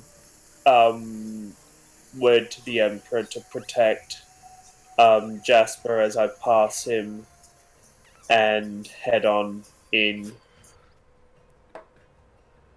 Yeah, Jasper's I don't know what he's doing. He's doing a crab battle. He's knife fighting a crab. That's what he's doing. So I just like to think that he got, like, his wounds overcame him and he passed out. that's acceptable. Yeah, we'll go with that. So 2 of your squad mates are down. Ingrid, you charge forward. Was that a run? Yeah, that would yeah. be a run. So, all right, so that's your run. What are you doing, Ingrid? Well, is there any target to actually shoot at? Oh, right, this guy's dead. No, there's not. I'm sorry. So Yeah, everything's so- pretty much out of range. So, Richard, you look up and you see, what's this, 3, 6, 9, 12? Yes, why not? Oh, come on. Let me grab you. Let me touch you. Reach out and touch an icon. There we go. He jumps down onto the cliff, and you see he's brandishing the sword, but then he reaches down to his side and pulls up a bolt pistol, and he levels it at you. The Emperor protects. The Emperor protects. Ha. The Emperor does indeed. As you press yourself up against the rock as you hear the bolt pistol grind out its shot. It's a loud explosive cannon, and you see next to you as it impacts the ground, it explodes into a cloud of dust and dirt. Yeah, I am not staying in range of that dude at all. Yep, he's terrifying. So you are up. Before he runs, Richard pulls the recently acquired grenade, pops the pin, and is gonna chuck it at him. Oh shit. Oh, we gotta do grenade? Yeah, that's gonna be fine. Let's do it. Grenade rules. Basically, I have to make a DN3 ballistics test to see if I can get it towards where I want, and then as long as I get it within 6 meters of him, so Yeah, I'm just pulling up popping it the. right there to get him, he'll take 10 plus 4 ED. That's awesome. Yeah! Wow, what the fuck? Okay. Hell yeah. Go ahead and roll 2d6 for me. I just want to see what it does to him. Wow. 65. Wow. Wow. So go ahead and roll 4 ED. All right. I made a That's gonna notepad be- with all my. Sorry, go ahead. 13 points of damage. Shit. With a Well, 65. actually, I could shift those. So I could shift all 3 of those for 3 extra dice too. Because I only need to make a DN3. Oh, that's true. And So you I'm know gonna what? do that. It's actually kind of funny. This crit is actually called appalling detonation. Ill fortune causes That is so accurate. Ill fortune causes the blow to strike the foe's volatile war gear. A chain of explosions tears their body apart into a gridly red mist. Target suffers 1d6 wounds. Carrying any explosives such as grenades or ammunition, they detonate, inflicting 1d3 wounds. So I'm going to need you to roll a 1d6 and then a 1d3. So 15, Oh my fucking 21.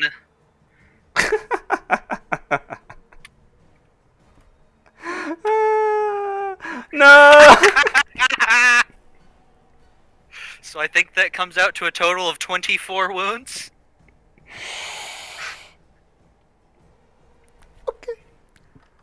All right. Let me hold on. As customary, I have to do a thing. 'Cause you just fucking frag out, and then you duck and cover your ears, and the guy, you hear the grenade actually like clink against his armor as you throw it at him, and it drops right at his feet, and he's just too slow. He looks down and looks at it, and then it explodes, and you see like his arm is blown off, and he takes like the full brunt of the explosion. But he's so big that it doesn't take him outright. But then eventually you see the explosion hits his bolt ammo that's lined against his chest in a bandolier, and you see it all explode in a line like, and just rips him in part, and he just blows up. It's like scissors just cutting straight across as he drops, just a mangled mess of a human being. Can I spend a wrath point to have the bolt pistol fly towards Richard? No, the bolt pistol's gone. It's exploded. All right. No, thank you. Could I use a force power to pull this fucking bolt pistol towards me? Yes, I want the bolt pistol. Gimme. No. Bolt pistol's dead. Damn it. You threw a fucking grenade at it. At least that was a spectacular execution. And he was like some type of leader too, right? He was certainly looked like it. He was the reason for you to move left. You blew him up. So I'm gonna think of more reasons. I would say the the rest of the how many 30 maybe more people chasing us is a good reason. Yeah, that's true. These two over here, these two over here probably witnessed that. I'm gonna make a roll for them, just for laughs, because they probably witnessed that and they're like, "Oh my god, our fucking champion just fucking exploded," And then movement and simple action to move right below Ingrid. All right, they're gonna stay in the fight. So anyway. Damn it. That's your turn. As you said, you hear the voices of many different of the tribesmen coming up behind you. 2 of them appear on the path. There's going to be probably, maybe let's call them 2 more up here. That's not a fucking block. Why can't I draw squares? Oh. Okay. There we go. 2 more up north. There's 2 in the trenches looking at you. These 2, they're going to move. It's probably they're gonna get in position in these trenches here. Or I can only move 1 at a time. And 3, 6, 9, 12.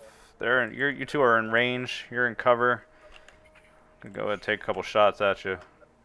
That's a complication. Nice. You look over and you see as he tries to fire his gun, you see the magazine that his gun has actually kind of explodes in his gun.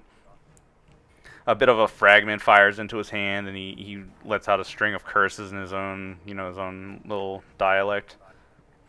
The bullet obviously goes way far. Ingrid went first last round, right? Mm-hmm. Yep. Alright, so it actually is, this guy is gonna move up and go ahead and, he's got ammo, so he's gonna go ahead and try a pinning shot against you, Richard. Damn it. Go ahead and make a, resolve, I believe. That's a 6, that's pretty good. Uh-oh. But he, you know what, he made a fucking complication too, so. I'm certainly making no friends here. With all those 6s, I'm gonna call off that complication. He has more than enough to hit you. So he's not actually hitting you. He's going to open fire, and you know what? He actually, I think the way pinning works, he can actually add both of you to the pin with how close you are and what he rolled. So a pinning attack, ballistic versus resolve to pin, plus targets equal extra icons. Ingrid, go ahead and make a resolve check as well. I would love to do that, but this says I have 0 resolve. How the hell do you have 0 resolve? Because it's willpower -1. Oh. But I think it's to a minimum of 1. Yeah, you have a minimum of 1. Give me a bit, the game's almost done.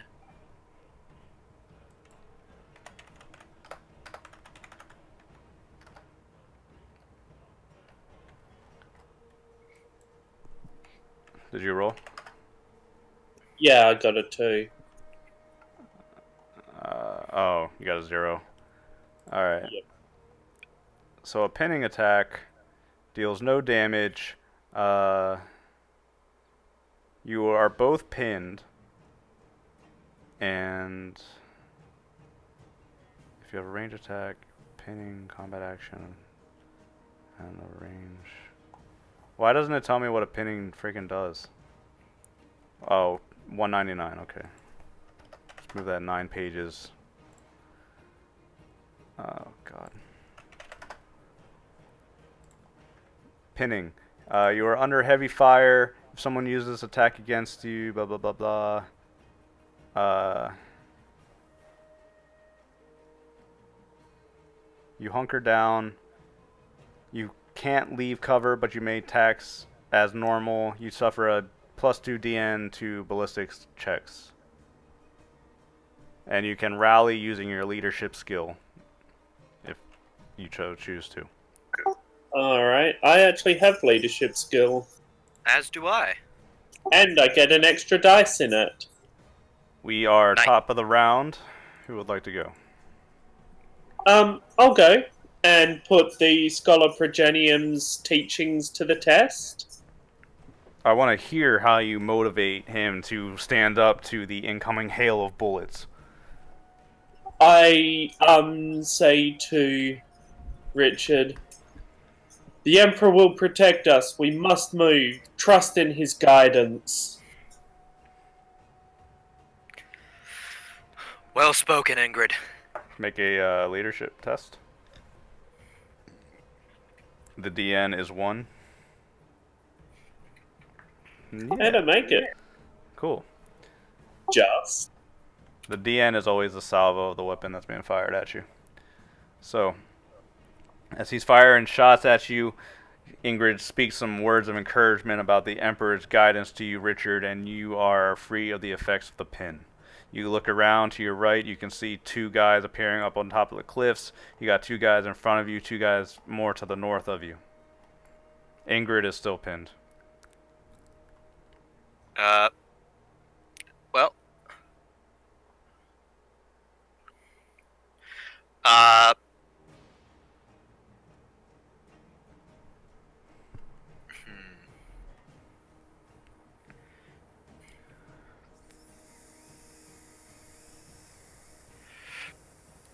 Richard bows his head for a second as he begins to mutter a prayer. Adore the immortal Emperor, for he is our protector. Admire the immortal Emperor for his sacrifice to mankind. Exalt the immortal Emperor for his strict guidance. Revere the immortal Emperor for his undying guard. Venerate the immortal Emperor for his holy wisdom. Honor the immortal Emperor for his eternal strength. Glorify the immortal Emperor for his all-seeing vision. Praise the immortal Emperor for his unending rule. Hail the immortal Emperor, for he is the Lord and Master. Worship the immortal Emperor, for without him we are nothing. Move, Ingrid, move! Praise be. Yeah, you tried hard for that one. I'll give you a couple. I'll give you +2 dice on that leadership test for you. Nice. And those come through for me as Ingrid. I release Ingrid's pen. I'm going to. That would be It's an action free to do that. It's simple action. No, you may attempt to rally with combat action. yeah. Combat action leadership test. Use a skill. Well, it combat says in the description. It says you may attempt to rally pinned comrades on your turn as an action, but it doesn't specify what kind of action. So, I'd assume that's like, like 5th edition D&D has actions, simple actions. all right, we'll call it a simple action. That sounds fine. All right then. He's going to. So that's a simple action. And then for my combat action, he's going to reach over, pick up the unconscious Kriegsman, hoist him over his shoulders, and going to trudge forth with his movement speed and just, we have to make it out of here, Ingrid. No man left behind, except for that dickbag. That guy got his teeth blown out. Rip. Not much of a loss. Alright. He wasn't Cormac. So, that's your turn. You two both used your turns to do all that, so now we're going to move these NPCs. The guys on top of the cliff, they're going to start moving around, moving towards the village itself. The two up north, let's see, 1, 2, 3, 6, 9, 12. They're going to start moving down the path to try to intercept, whereas I believe one of these guys gets to have a shot at you. The guy who was pinning you needs to reload. His buddy next to him is going to take a shot at Ingrid. This is the same guy whose weapon already probably exploded, I think. So he's probably just disarmed at this point. His gun probably explodes in his hands. It's such a rickety old model that it's malfunctioned twice in a row. It explodes straight up in his hands. It'll rust apart. He grabs a sharp part of it and he uses it as a knife. And he starts climbing over the goddamn defenses, and he's going to run over there and shank you if he has anything to say about it. And that is my turn. Everybody else, new round. Who's up? You can go. Alright. Because he's holding Jasper, would it be fair to say that I can't really sprint just because he has the extra weight? I wasn't going to make you carry him anyway. It's kind of unfair to you. But if It's role in character play. thing. In character, Like yeah. You Jasper, grab Jasper collapsed, so he Jasper. grabs him. Yeah, Jasper soak all those bullets for you. So you see him unconscious in the jungle, and as you start moving, you grab him. Autogun bullets are flying through the trees around your head. Yeah, you can move your distance up with Jasper on your shoulders. All right, full round action to sprint as he's just Ingrid. Come on, we've gotta go. I'm with you. All right. So that's Jasper's turn. The guy who actually has a gun is gonna fire it at Ingrid again. Oh, wow! Holy shit! So yeah, that's gonna hit, Jesus. and Uh, I can shift 2 of those. So I'm gonna go ahead and shift those for extra damage. You shift for damage or damage dice, right? Which one? damage Yeah. dice, yeah. Damage dice. Damage dice. All right, so you're So gonna it take might not actually do anything. you're gonna take 8 points of damage from that. So 1 wound. 1 wound. I will try and determination that. Okay. Determination's 4.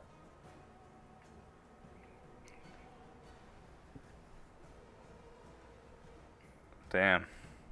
Sweet. Yeah, so you can shift that to shock, no problem. The auto gun, it fires into you, hits your flak, going through the trees, and it has to go through some bark and whatnot. It's not hard enough to penetrate your flak armor. I get a slight little winding from the impact, and Right. I'm on my way. All right. So Ingrid, it's your turn. Yeah, I'm just gonna move as quickly as I can. I'm actually gonna do a run move, and take a pot shot at the guy that shot me.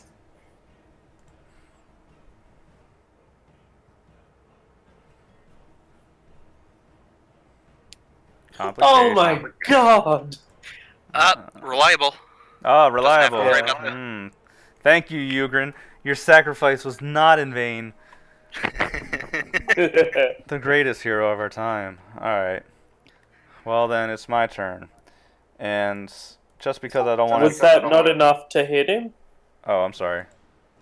4. The guy that shot you is the guy who is... Whoops. Is the guy back here in cover. 4. Yeah, you hit him. You do. Awesome. It was 1 ED, wasn't it? 1 ED with 7 damage. Okay. So he No. takes 7 damage. I'm just gonna determination for him because I might as well. Whoops! Why did I do that? I'm an idiot. All right. All right. So he shifts that to shock, no problem. He takes probably 3 points of shock from that.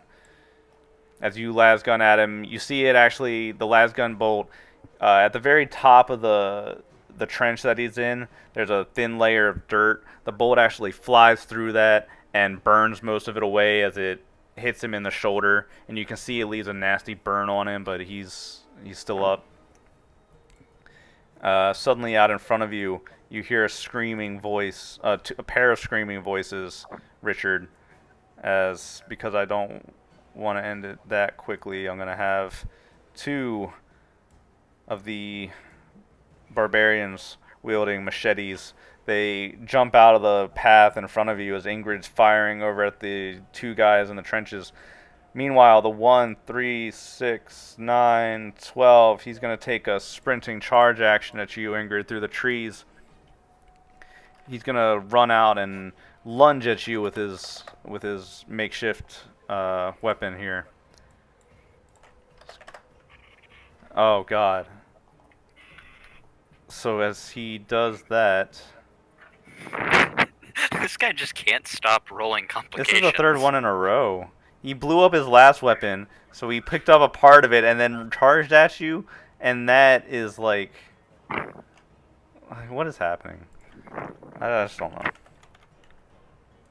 Complications. I don't have this one pulled up, sorry. Combat complications. Here we go. So go ahead and roll your 2d6, I guess. Yeah, yeah. Oh wait, I'm doing that. I'm fucking stupid. Sorry, I'm getting tired. I played a game of D&D right before this. He drops it. Wow. So Ingrid, he's gonna go up and charge at you. He's going to make an ED attack. Alright, so the weapon that he charged you with isn't gonna pierce through your flak. He charges at your chest and he stabs the makeshift weapon into you. But with it's just a rough tumble as he comes through the trees, and in the struggle he actually manages to drop his little dagger, and it goes about 3 meters off into the brush. So he is unarmed as he stands in front of you, and he's just like the luckiest person in the world. That is my round. These two guys probably are gonna move some more, as well as the guys back here. But that's it for me, and we're back at the top. Who's up?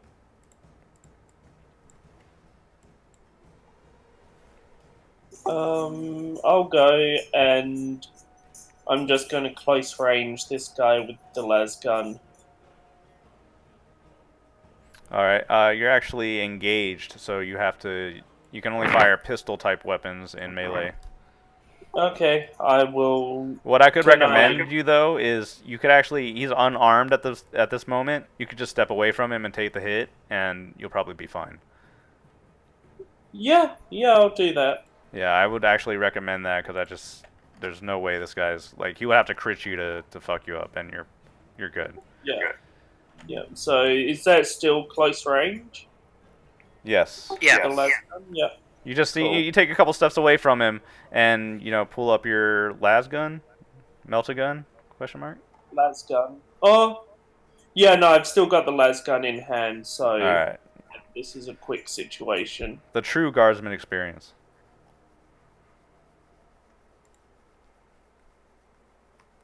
The true guardsman experience. Okay. What the fuck? Well, you do hit him, but go ahead and roll 2d6.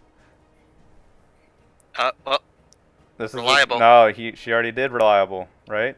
every combat round. It's the first one every combat round. No, not every combat round. That You doesn't make ignore any the sense. first complication related to this weapon per scene. Okay, per scene. Per scene, yeah, that wouldn't make any sense per round.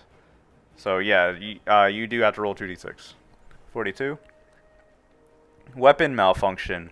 DN4 int tech test to use again. Shit. You managed to malfunction a las gun. How did you do that? How did you do that? I'm just that amazing. Alright. So you're firing the las gun, and suddenly a metal bar pops out of the right side. And you have no idea why the hell this metal bar is popping out. You've never seen this happen before in a las gun. You might have taken it before 100 times, but you have no idea why this is happening. Even Richard looks back, cocks his head at it, and goes, "That's not supposed to happen." Yeah, what the fuck did you just do to it? Nobody's ever done this to a las gun before, except when they have. Ugrin must really not have taken care of his las gun. See, he didn't maintain his holy emperor's weapon, and that's why he got shot in the face. Yeah, So- it was payback for his heresy. Right, yes. But anyway, go ahead and roll damage. You get +1 ED for being in close range. Yep. Alright. Hey, 2 I points. like that. Yeah, so this So guy... that'd be a total of 9. Yeah, you fire... I think I spent all my ruin already, or... No, that's not true. I just got a point of ruin. But I'm not going to use it for him. I'm going to use it for these two strapping lads in front of you. As you wheel around, you hear the clink as the metal bar pops out of your las gun, but it still fires off the shot. It goes into the guy's throat, melts through his throat, and he just drops back, gurgling on his own blood and magma. Now it is... Richard's turn, right? Nope, Ingrid just went. Damn it. So this guy is going to run at you, my boy. And he's going to yell Rah! And swing. That's not a charge because he didn't move his move away. Okay. 73. What did I roll? 2d6? 43. Oh, 43, right. Weapon malfunction with machete? Oh, alright. He's like, I can't figure out how to get this fucking machete out of this tree. Yeah, he swings at you and it flies into the side of a tree and slams into it. It embeds itself into the hilt, but it still looks like it's gonna cut you, I think, Yeah, probably. with a 4. So let me just pull that Yeah. up. Let me write this down. Weapon complications is page 192. Weapon complications. Great. And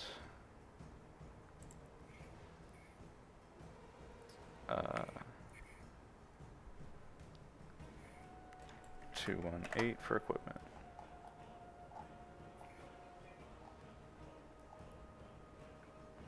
Alright, yeah, so he's gonna charge at you. He's gonna make, it's gonna do... Ooh, alright. You're gonna take, that's 10 points of damage there, Richard. Determination. Come on. Hey! Alright. Unfortunately for this idiot, he managed to lose his only weapon in his first attack, so he is unarmed. He may try to grab a branch or something, but good luck to him. You reduce all of that damage. Yep. Cool. Now it would be Richard's turn, correct? Yes, now it is your turn. I'm gonna declare a multi-attack as my first attack is going to impale him on the las gun and then while still impaled, bring it around and fire it at the other dude. Just impaling, bringing, and then a couple of pot shots. Using his friend for stability. I love it. Alright. Yeah, alright, make a weapons attack skill attack.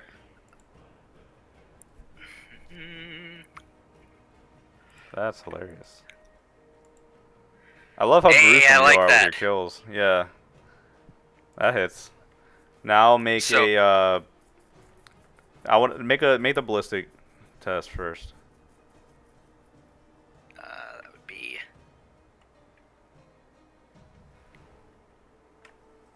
6. Hey, I like that. You shouldn't like that because multi-attack increases the DM by 2 for each target. So if you attack, you're looking for Plus- 4 on each of these guys. Oh, it's +2 for each one beyond. So the stab doesn't take the stab doesn't take the negative, but the shot does. Is that how that works? +2 to all attacks for each attack beyond the first. Plus, he should have like a defensive 1 for being in melee. I'll confirm that next time, and we'll go with that for now. So, alright, you do hit the first guy, but you're gonna miss the second guy, as you fire the last gun through the first buddy. So go ahead and make the damage for your gun or your what's the fucking word? Bayonet Knife. first? Yeah.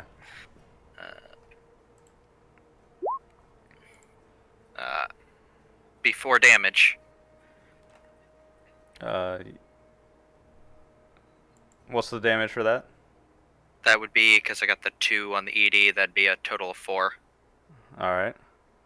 4 damage, and then you fire, but I think that's still miss, so... Do I at least fire into the one that's impaled on the end of my gun? Unfortunately, I don't think you do. Because multi-attack, the rules still kind of apply. You know? Alright. So, you stab into him and you stab into his side, and as you go to fire the shot, he kind of rips himself free and ducks into the trees, like falling into the brush to the side of you. He's gripping his side and crying out in pain and agony, but the lasgun bolts go flying into the trees to the side, missing your intended target. And your intended target is going to scream and rage and rush at you as well. And go ahead and make his attack, which is going to hit you. Yep. So you are going to take another 9 wounds. What happens if I go to 0 shock? If you go beyond your maximum, you are exhausted. All right. Well, I can eat this one last one, and then. Yeah, alright, you can shift one more, that's no problem. And you're wounded now, so the DN for everything you do goes up by 1. Yep. Alright. So this guy in the bushes here, he's still here, but he's kind of out of the fight. You know, you stabbed into his gut and he's disarmed. There's really nothing he can do. He's not going to be able to make a 4 int tech check. There's no way. So, buddy here with the machete is really the only guy who can really stand up to you. But his friends are closing in behind you quickly. It's like 6, 9, 12. Guy over here in the trenches is probably going to hold his ground. But 3, 6, 9, 12. Yeah, they're closing in. 3, 6, 9, 12. Yeah, probably next turn, the guys on the right are probably going to be able to get an angle on you. So, we're at the top of the round. I suppose Richard will go first this time, and There's one machete wielder standing in your way. The other one's crying and bleeding out on the ground. I'm gonna declare an all-out attack. Sick. So Richard just kind of musters everything into his bayonet as he rams it into him again, to the new guy. Hey, I like that. Is that a 7? That's a lot of damage, man. How many of those am I able to shift? You're looking to hit a 2, so you can shift both of those, I think. 5. Yeah, you can shift both, so 2 dice. Nice. Mind if I spend another couple of glory? Might as well. Trying Go for it. to get out of this. For total of 6. 6 damage? Yep. Alright, let's see. Oh, why did I keep doing that? I'm such a fucking... Alright. He's going to go ahead and... You said 6 damage, correct? So Correct. he's got a resilience of 5. So he's going to shift one of those to shock, and he's wounded. You all out attack him, fiercely just charging through the trees at him with your bayonet. You know you don't have much time left. You have to get out of this situation, so you charge at him. But he's standing firm, and he's going to fight you. He's a warrior of his tribe, you sense. And with that, he's going to make his rebuttal to your argument. And it's not very persuasive. He swings his machete at you wildly like a madman. You two are interlocked in melee combat. The machete scraping against your bayonet as you intercept and parry his strikes, blocking it off with your las gun, butting him back with the butt of your rifle. He swings at you, you block and go underneath, just kind of making out your own little arena pit in the jungle that you're fighting in. Ingrid, you're up. Alright. I've got a second knife holstered on my belt there. I've got my own, and I will pull. Put it to I use. will pull my knife and join the melee. Charge him! Charge him! So knife is where's Weapon my skill. Weapon skill? Yeah. Okay. You can make a charge action to give you +1. Actually, yeah, I'll charge because I have to move anyway. So yeah, I'll charge. Yeah, it's all right. For future reference, it's a speed you have to charge a minimum of 4 meters. In this situation, totally fine. Go ahead. Hmm. Two barely hits. But it does hit. It Yep. does hit. Sweet. 2 ED. Mm-hmm.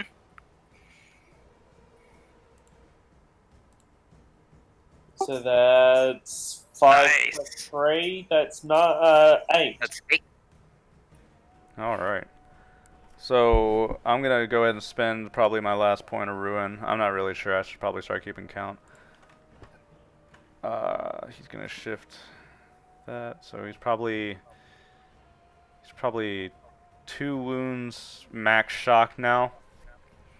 He stands his ground. Ingrid, you come around, this big warrior whipping back and forth with a machete, trying to cut at both of you now.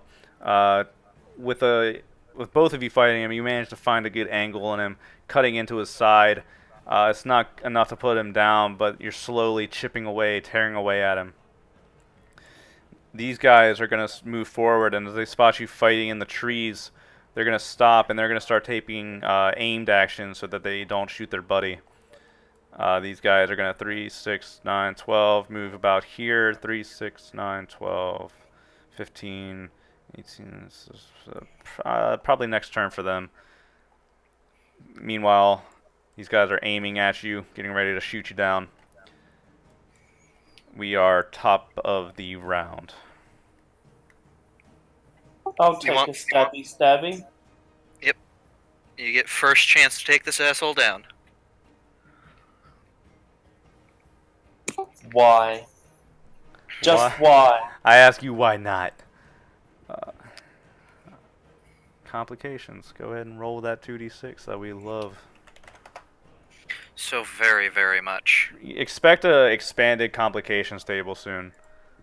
I'm gonna definitely add on to this. Yeah, that'd be nice. Yeah, definitely. Yeah, I want to have like 100 options. 46. You got a weapon stuck, so a DN3 strength test to recover the weapon. You get it stuck in a tree branch similar to Buddy over there. He's bleeding out on the ground now, so hopefully you don't end up like that.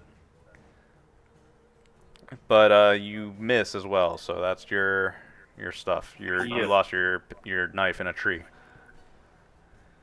Now he laughs at you as you stab into the tree. He kind of like pushes you back, Ingrid, and instead turns his attention to Richard. And with a renewed sense of vigor, he's going to swing out at you. And I think that's going to hit you. Yep. But no damage. So you're only going to take 7 points of damage there. Yep. Richard is still up. You suffer 1 point of shock because a damage from an attack equals your resilience. You suffer 1 point of shock. Thank you, Ingrid. Yes.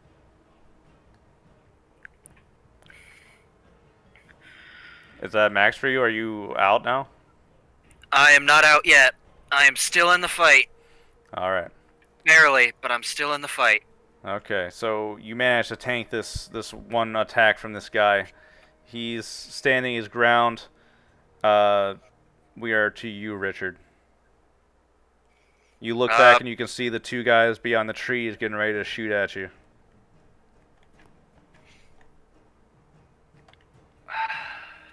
What to do, what to do, what to do.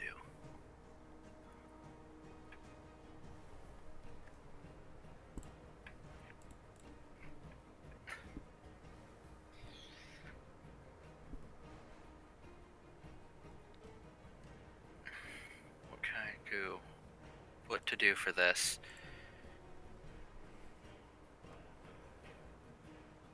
I'm gonna do... If you end up getting exhausted, it's going to be hell trying to get back. Yeah.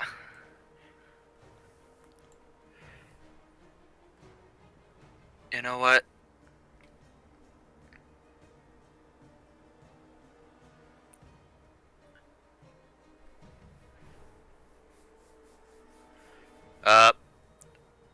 combat action to fall back as Richard just kind of carrying Jasper with one free arm as he's just kind of hoisting the bayonet.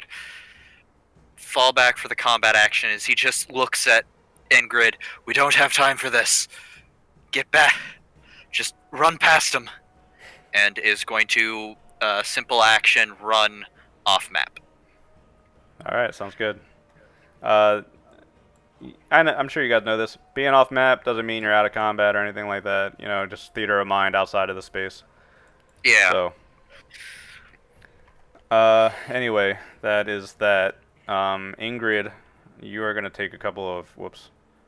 You're gonna take a couple of shots. Ignore that. They are. One's gonna crit you, Ooh.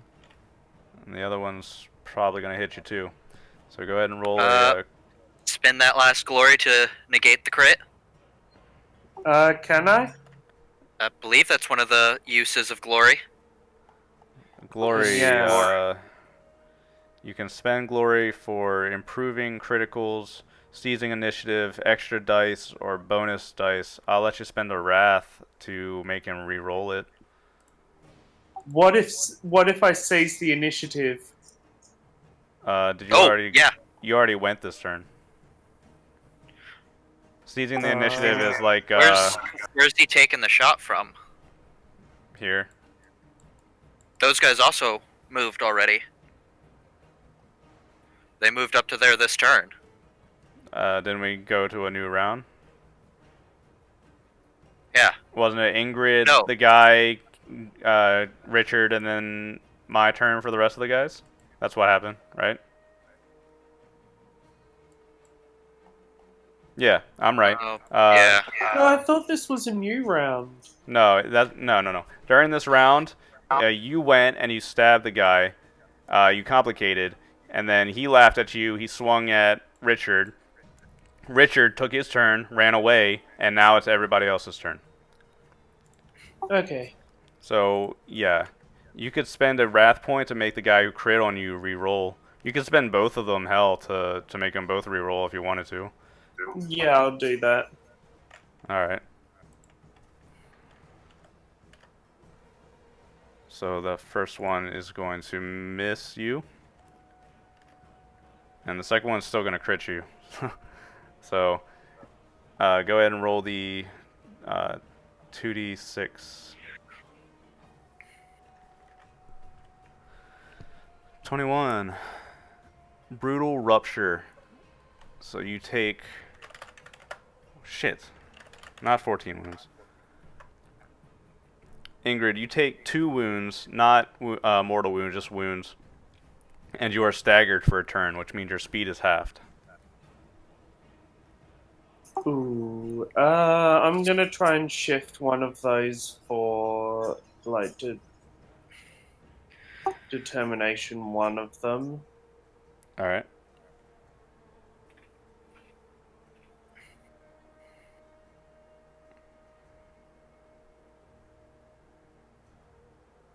Which I do not, so I take 2 wounds. Yeah, as you get shot in the stomach, you feel a couple of ribs crack, and you feel something poking into one of your organs.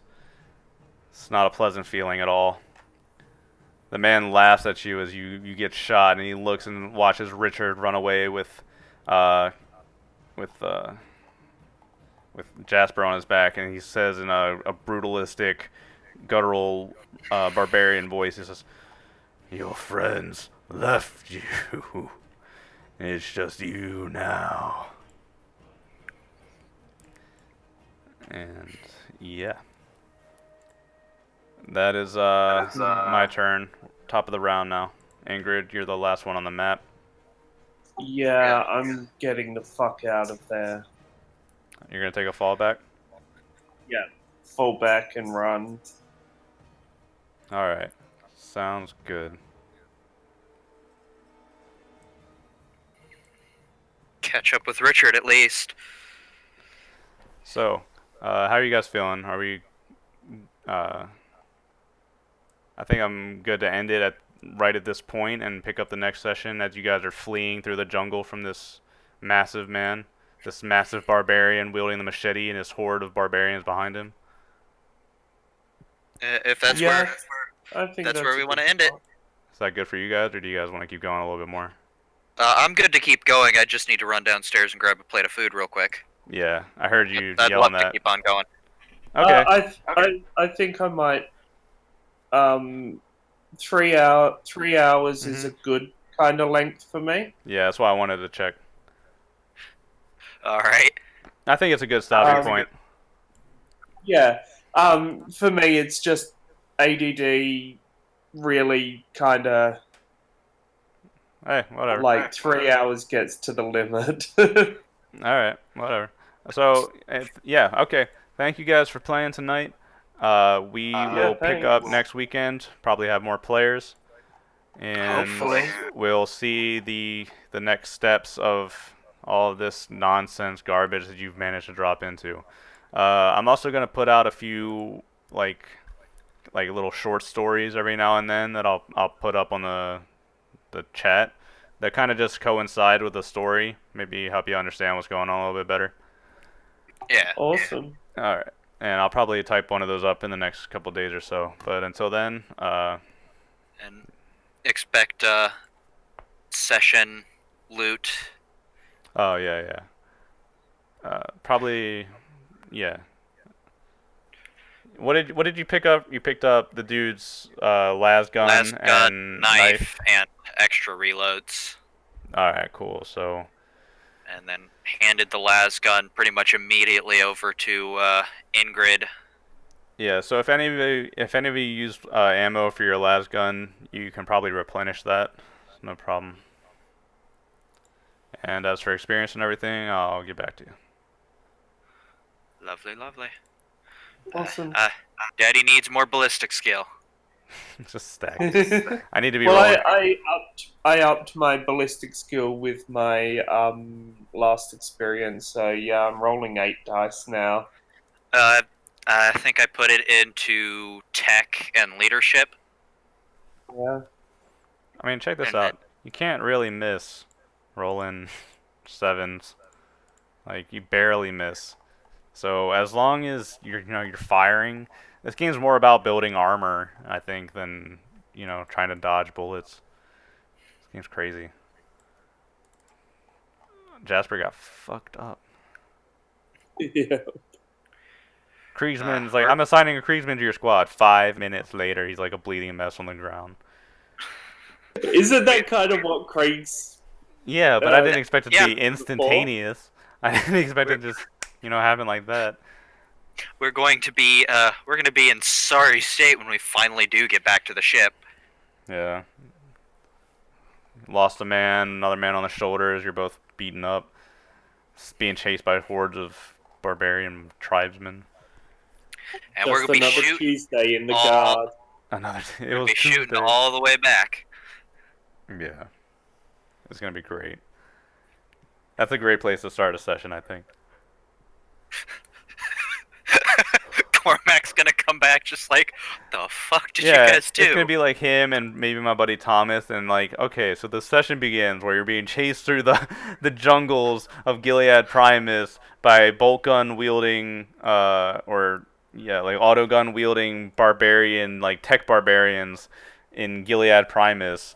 You got like a Kriegsman over your shoulder. Richard has like his las gun in one hand that he's just kind of spraying behind him as he limps along. What did I tell you? I told you it'd be Predator. Didn't I tell you it'd be Predator? Yeah. Did I tell you? I did. So, yeah. I warned you. It was good fun. It was. Charging did not work out for me this time. Grenades did. Hey, it did for me. Charging worked for you. I'm You a- know, he's gonna be like, oh yeah, we've brought a party back with us. Although I did completely decimate village leader or champion, so Corn is take that as pleased. you will. I mean, that guy exploded super hard. He double exploded. He crit exploded.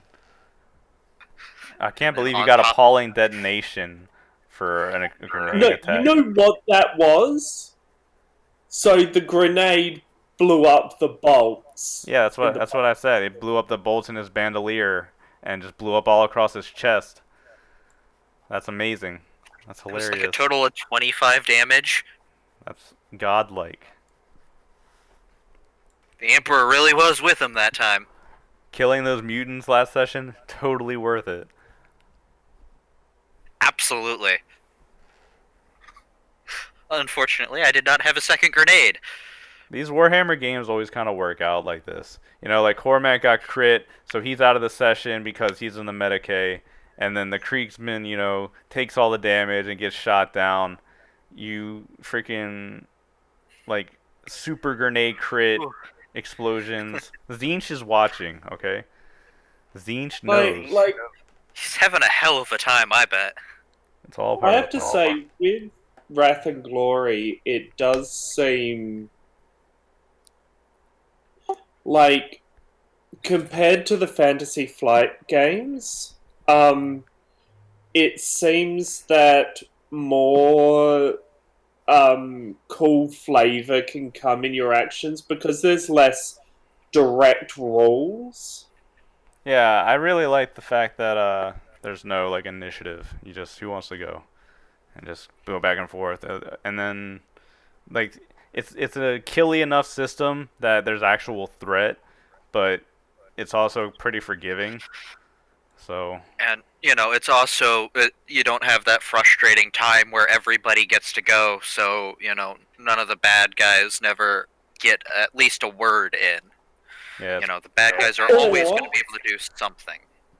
Or from the Fantasy Flight games, because it's a percentile system and it's a roll under percentile system, and you have next to no stats, everyone's just constantly missing and you never hit, and combat takes frickin' forever because no one ever hits the enemy. yeah. With some homebrewing, Wrath and Glory is gonna be a pretty good system. I'm looking forward to the Well, next couple I mean, years. there is. If you have a look on the Doctors of Doom site, they do link to quite a number of Yeah, I'd look through it. I'm talking about my own homebrews. Like I'm probably gonna work on my Oh, own expanded crits and complications, and just see what At we get. this rate, if Richard dies, I'm bringing him back in a tier with the reassembled from death archetype or ascension. Oh man. And what is he gonna be, Adeptus, Mechanicus? Yep. I mean, since they expressed interest that, Hmm. you know, his broken body manages to get back to the ship, and they're like, now you can't deny being recruited.